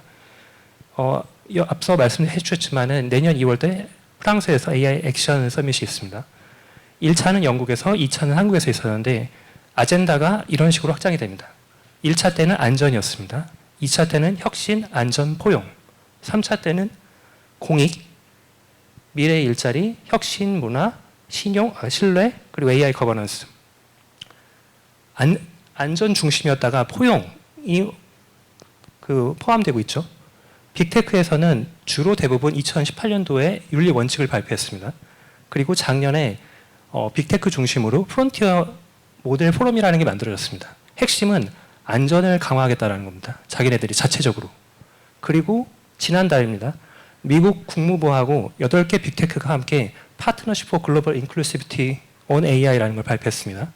핵심은 AI를 누릴 수 있는 AI의 기술의 혜택을 개발도상국을 비롯한 모두가 누리게끔 교육을 제공하고 모델을 오픈소스화하겠다는 겁니다. 그러니까 이런 측면에서 봤을 때 저는 AI 윤리의 화두가 공정성에서 안전성 그리고 포용성으로 넘어가는 게 아니라 확장되어 가고 있다는 걸 우리 모두가 조금 알 필요가 있을 것 같습니다. LGI 연구원에서는 그래서 큰 틀에서 그러니까 리스폰서블 AI로 그 세이프티라든지 그 안전성이라든지 공정성 이슈를 개선하려고 하고 있고 그리고 인클루시브 AI를 통해서 이 포용성 문제를 다루려고 노력을 하고 있습니다. 그래서 짤막하게만 말씀드리겠습니다. 그러니까 리스폰서블 AI의 핵심은 AI 라이프 사이클 전축이, 라이프 사이클 전축이라 함은 AI를 기획하고 그거 관련된 데이터를 수집하고 정제하고 모델을 개발하고 서비스를 운영하고 그로부터 피드백을 받아서 다시 수정 보완하고 하는 이 전체를 말씀드리는 겁니다. 이 전체에 인베디드 에틱스라는 게 AI 윤리를 내재화시키겠다는 겁니다. 이게 저희가 지향하고 있는 바이고 21년도에 윤리 원칙을 발표했고요. 원칙을 발표하는 게 중요한 아니라 어떻게 이걸 이행하느냐가 중요한데 저희는 거버넌스, 연구, 참여 이 세 축의 그 전략을 가지고 있고요. 거버넌스 측면에서 가장 중요하게 생각하는 것은 AI 윤리 영향평가입니다. AI 라이프 사이클 전축기에서 발생할 수 있는 그런 윤리적인 문제들을 식별해내고 개선해내는 그런 절차라고 이해하시면 됩니다. 그래서 큰 틀에서는 세 단계로 진행이 되는데 일단 그 AI 관련된 프로젝트의 성격을 분석하고 문제를 발생 가능한 문제가 있다고 하면 그걸 어떻게 해결할지 식별해내고 우선순위를 정하고 그 문제들을 제대로 개선했는지 확인하고 그 모든 내용들을 문서로 남기는 겁니다. 문서로 남겨야지 나중에 문제가 발생했을 때 이게 어디서 발생했고 누가 책임을 질 수 있는 건지 남길 수 있기 때문입니다. 그러니까 이게 저희 프로세스의 좀 특징이라고 하면은 AI 이런 프로젝트가 하나 있을 때 기술을 담당하는 사람, 사업을 담당하는 사람, 윤리를 담당하는 사람이 태스크포스가 구성이 돼서 함께 이 논의를 진행하는 것이고요. 그 이유는 그러니까 한 사람이 해결할 수 있는 문제가 아닙니다. 기술을 담당하는 사람은 기술적인 해결책을 제시할 수 있을지 모르지만 윤리적인 측면에서 그런 문제를 발견해내는 데 어려움이 있기 때문에 그런 이유 때문에 함께 한다고 보시면 될 것 같아요. 빨리빨리 넘어가겠습니다. 이 과정에서 인권 측면에서는 이런 문제, 이런 질문들을 하고 있고요. 예를 들면 AI 기술 개발윤에서 부득이 혹시나 그런 혜택을 받지 못하는 사람이 있는지 피해를 받는 사람이 없는지 그리고 의도치 않게 악용, 오용 가능성이 있는지 같은 것들을 체크하고요. 그리고 교육적 측면에서는 이런 데이터 작업자들이 많이 있는데 그 데이터 작업자들한테 UN 세계 인권선언이라든지 지속가능 발전 목표 같은 것들을 교육해서 인권 같은 것들을 존중하고 보호하게끔 그런 작업 과정에서 그런 노력들을 하고 있습니다. 그리고 AI라는 게 결국은 사람들이 만들어내는 거지 않습니까? 그래서 저희는 개발자, 연구자분들을 대상으로 매년 봄에 AI 윤리 인식조사라는 걸 하거든요. 그래서 얼마나 이 AI 윤리에 대해서 인식을 하고 있고 뿐만 아니라 실제로 일을 하면서 개발을 하면서 그런 것들을 실천하고 있는지 그런 것들을 조사하고 있고요. 이건 작년에 나온 결과인데 올해 봄에도 했는데 다행히도 인식하고 실천의 격차가 작년 대비 올해 조금 줄어들었다라는 게 보여서 저 개인적으로는 기뻤습니다. 그리고 저희는 2주에 한 번씩 AI 윤리 세미나라는 걸 개최하고 있거든요. 그래서 이런 것들을 통해서 계속 연구자들이 AI 윤리에 관심을 갖도록 하고 있습니다. 그리고 지금까지 말씀드린 내용들을 종합해서 매년 초에 AI 윤리 책무성 보고서라는 걸 발간하고 있고요. 인클루시브 AI에 대해서 짤막하게 말씀드릴게요. 핵심은 아무도 이 AI 혜택으로부터 소외되지 않게 한다라는 게 핵심이고요. 그러기 위해서 저희가 8월 달에 개발한 엑사원이라는 언어 모델을 오픈 소스로 공개했고요. AI 모델에 대한 접근성을 높이기 위해서. 그리고 AI 혜택을 기본적으로 모두가 누리게 하려면은 AI에 대해서 사람들이 알아야 됩니다. 그리고 실제로 양질의 AI 교육에 대한 수요가 상당히 높지만은 그걸 제공해 주는 곳이 별로 없습니다. 그래서 LGAI 연구원에서는 초, 중고, 대학생, 직장인들을 대상으로 매년 3만 명 이상의 분들에게 맞춤형 교육을 무상으로 제공을 하고 있고요. 그리고 저희가 이런 노력을 해외 글로벌 수준에서도 같이 하고 있는데요. 유네스코하고 파트너십을 맺어가지고 AI 윤리 관련된 무크 프로그램을 개발하고 있는 중입니다. 온라인 그런 컨텐츠인데요. 지금 현재 그런 국제 전문가 그룹들을 구성하고 있고 2026년도 초에 전 세계에 무상으로 공개될 예정입니다. 마지막으로 AI 거버넌스하고 교육 관련해서 몇 가지 그냥 제언하고 싶은 생각들을 나누고 싶습니다. 첫 번째는 AI라는 기술이 굉장히 다이나믹한 기술입니다. 굉장히 빨리 개발, 발전, 변화되고 있죠. 그렇기 때문에 이런 상황에서 AI 거버넌스를 처음부터 완벽하게 모든 발생할 수 있는 문제들을 다 생각해가지고 만들어내겠다라는 건 전 욕심이라고 봅니다. AI라는 빠르게 발전하는 기술은 지금 우리의 삶을 굉장히 많이 바꾸게 될 겁니다. 문화도 바꾸게 되고 심지어 지금 우리가 가지고 있는 윤리적 기준도 바뀔 수도 있을 겁니다. 그렇다라고 하면은 처음부터 완벽한 AI 거버넌스를 만들 생각을 내려놓고 지금 우리 현재 사회에서 구성원들이 합의 가능한 영역부터 거버넌스를 만들고 계속해서 AI가 발전 진화하고 사회 변화가 진행되는 상황에 따라서 이 거버넌스를 계속 수정 보완하겠다라는 생각이 필요합니다. 이거를 어댑티브 거버넌스라고 합니다. 제가 만들어낸 얘기가 아니라 유네스코 AI 윤리 권고에 이런 내용이 있습니다.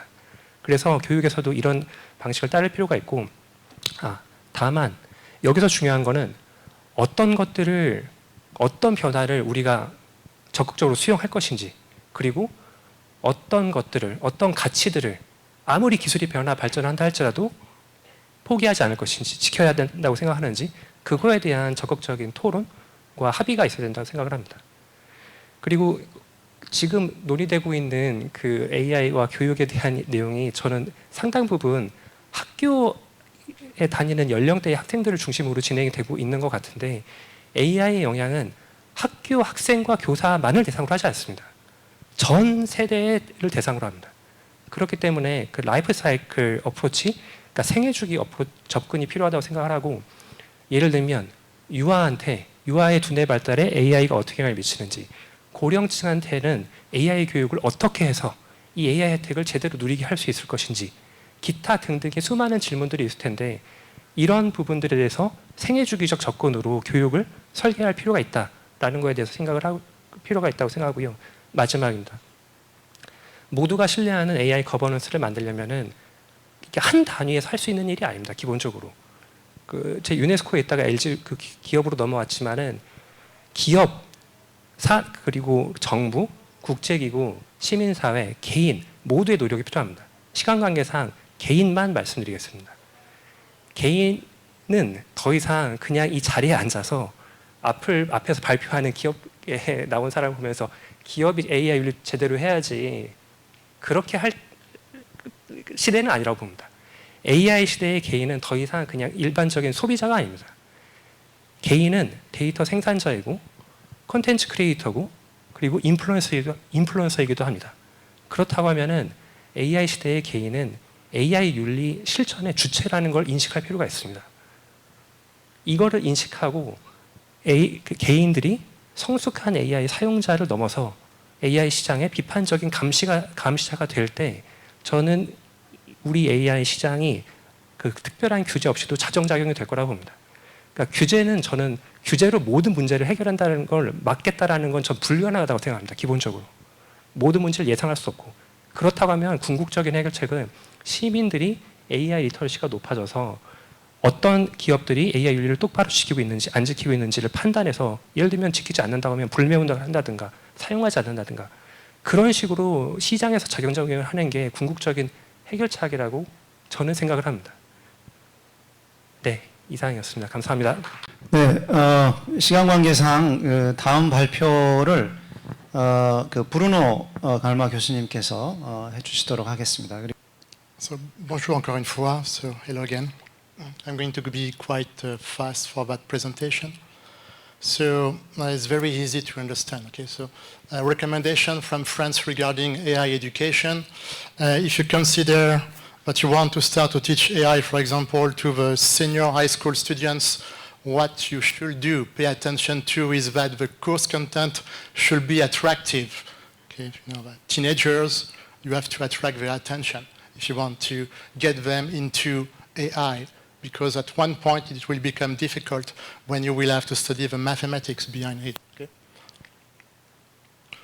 So time flies. Okay, 4 years ago, it was not yet the AI hype that we know now. So when I was presenting in Taiwan, I use, for those who can read Chinese, so it was computational thinking. First one is computational thinking. The second one here is writing code, because before it was important to write code a few years ago. And the last part here, Zhengong Jure, is the name in Chinese for artificial intelligence. Today, if I have to do the same talk, maybe I will have to remove the first and the second part, okay, and just focus on generative AI. But still, when I did teach AI over these years, okay, I teach to different public, and I used to collaborate with people from the industry, company, an American company called Nuance. At that time, they were doing chatbot, professional chatbots, and here the project for the foreign language and literature department was to build an interface, bilingual French-Chinese coffee machine. You know, French like coffee, so let's do an interface for French and English. So, over that period, I realized that much is to be done, and I got the possibility to offer different kind of trainings to different population, students, teachers. So recently I went to Malaysia to show them how to work with them on generative AI for the French course, for example. Here it was in a senior high school, so talk in French and Chinese, and I tried to get them interested in AI through the example of chess. For a long time, one of the first examples in AI was chess, but still today, and ChatGPT can play chess, and today you have machine learning that make the chess engine stronger and stronger. So here it is in Malaysia. Malaysia, they have a French institute, so they train engineers using the French language, and so they need AI course content in French. So I discussed with them during this summer. So you can see that even if you work, okay, as a language specialist, if you have that AI background, you can do many things, okay? You tend to be pretty busy now in spreading the teaching of AI. And it goes beyond mere generative AI. Okay? So most of you know the large language model's name.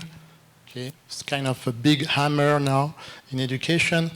But I tend to teach this and many other tools that we have because France was quite a pioneer in merging literature and AI a long time ago. We have great writers like Queneau, who were also keen mathematicians, and they work with AI scientists over time to empower creativity in writing. So French is a good language if you want to teach AI in interdisciplinary way. It's very easy to do. So many tools exist beyond generative AI. So very soon, but we'll get, I will publish that letter of opinion. And according to me, my one philosophy is that, okay, teaching generative AI is okay, but we can teach more. So the students can follow us in learning more than generative AI and know what to do. Okay, so that will be a letter of opinion that will get published in a journal called AI and Society. I think that there are many things to learn, so we have to work very hard, and generative AI is just one of the tools that we have to master. But there are many things that we can borrow from computer science in the field of foreign second language field. Okay, so I think that you know him. He's a very famous mathematician. Wrote the first report for France regarding AI. Cédric Villani. He's pretty famous in Taiwan. Okay?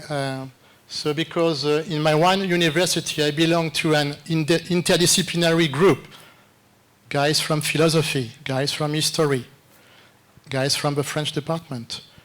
And we are supervised by a senior faculty member who used to invite Villani to talk about math and AI education 3 years ago. So I think that the key people in Taiwan regarding AI education, they know Villani, and his report seems to have been analyzed. Okay, so he's pretty influential when I talk to people in Taiwan regarding AI education.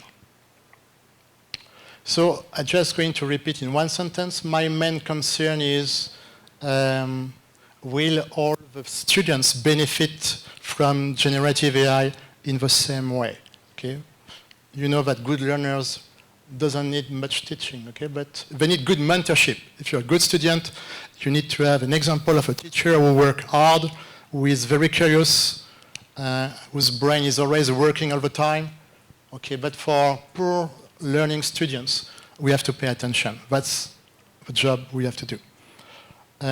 So I'm not going to talk about this, but you know, you have beyond ChatGPT, you have a huge number of large language models, and some of them may fit better the educational setting because they tend to pay attention to the data for the training.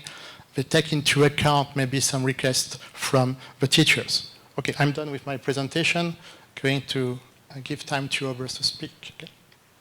그 AI가 빠르게 발전하니까 두려움을 갖는 게 저는 너무나 당연하다라고 생각을 하거든요.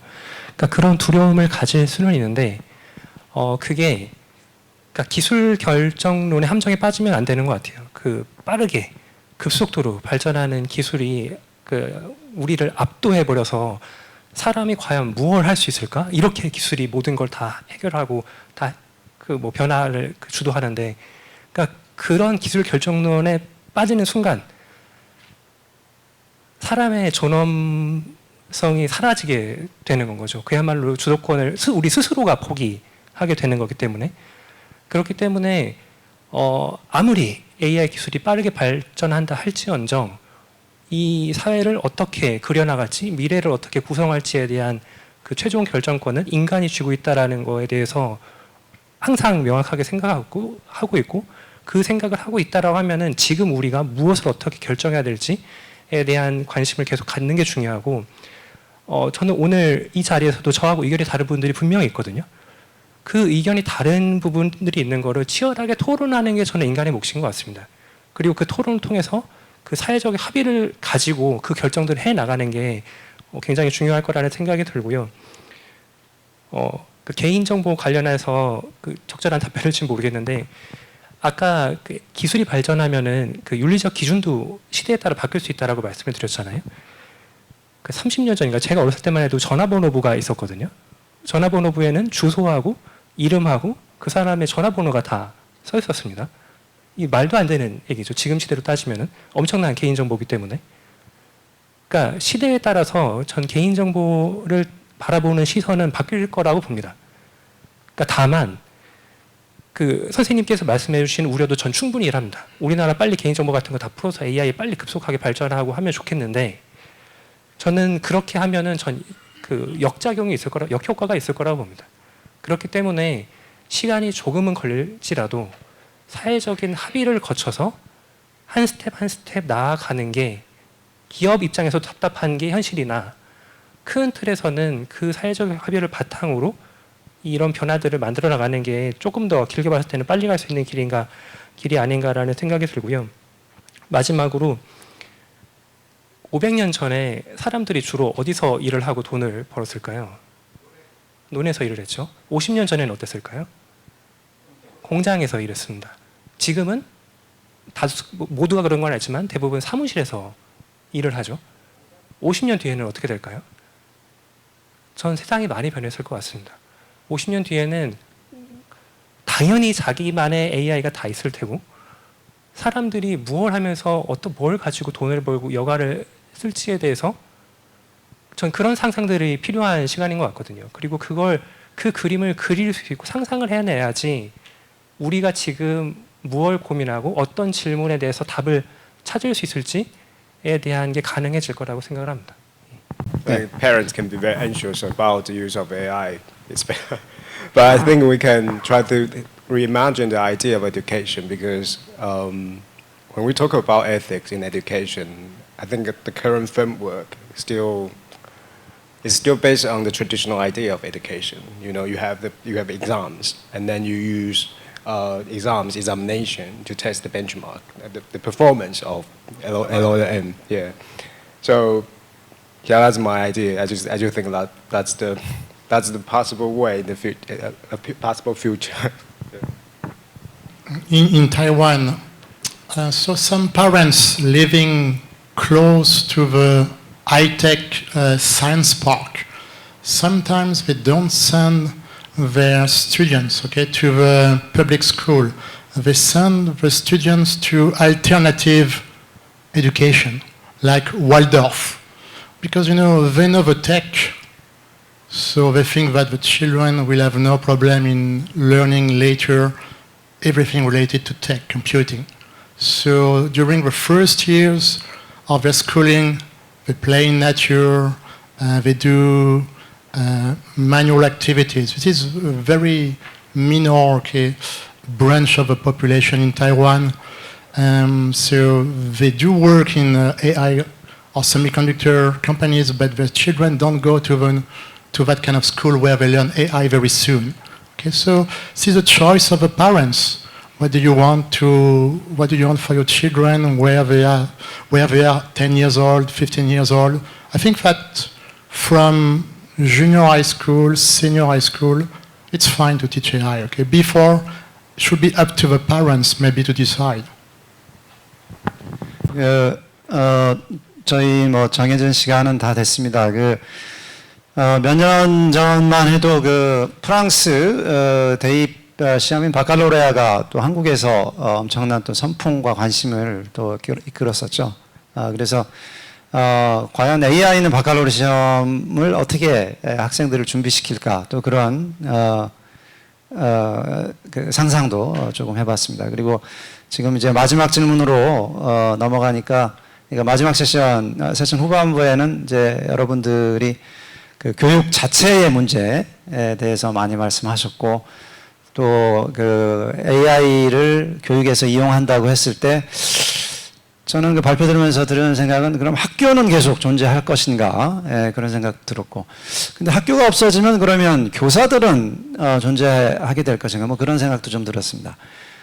좀 많은 상상을 하게 된 그런 시간이었던 것 같고 그런 화두를 던져주신 패널리스트 여러분들께 감사드립니다. 박수로 해주시고 또 그동안 시간을 참여해 주신 여러분들께도 박수를 드립니다. 예.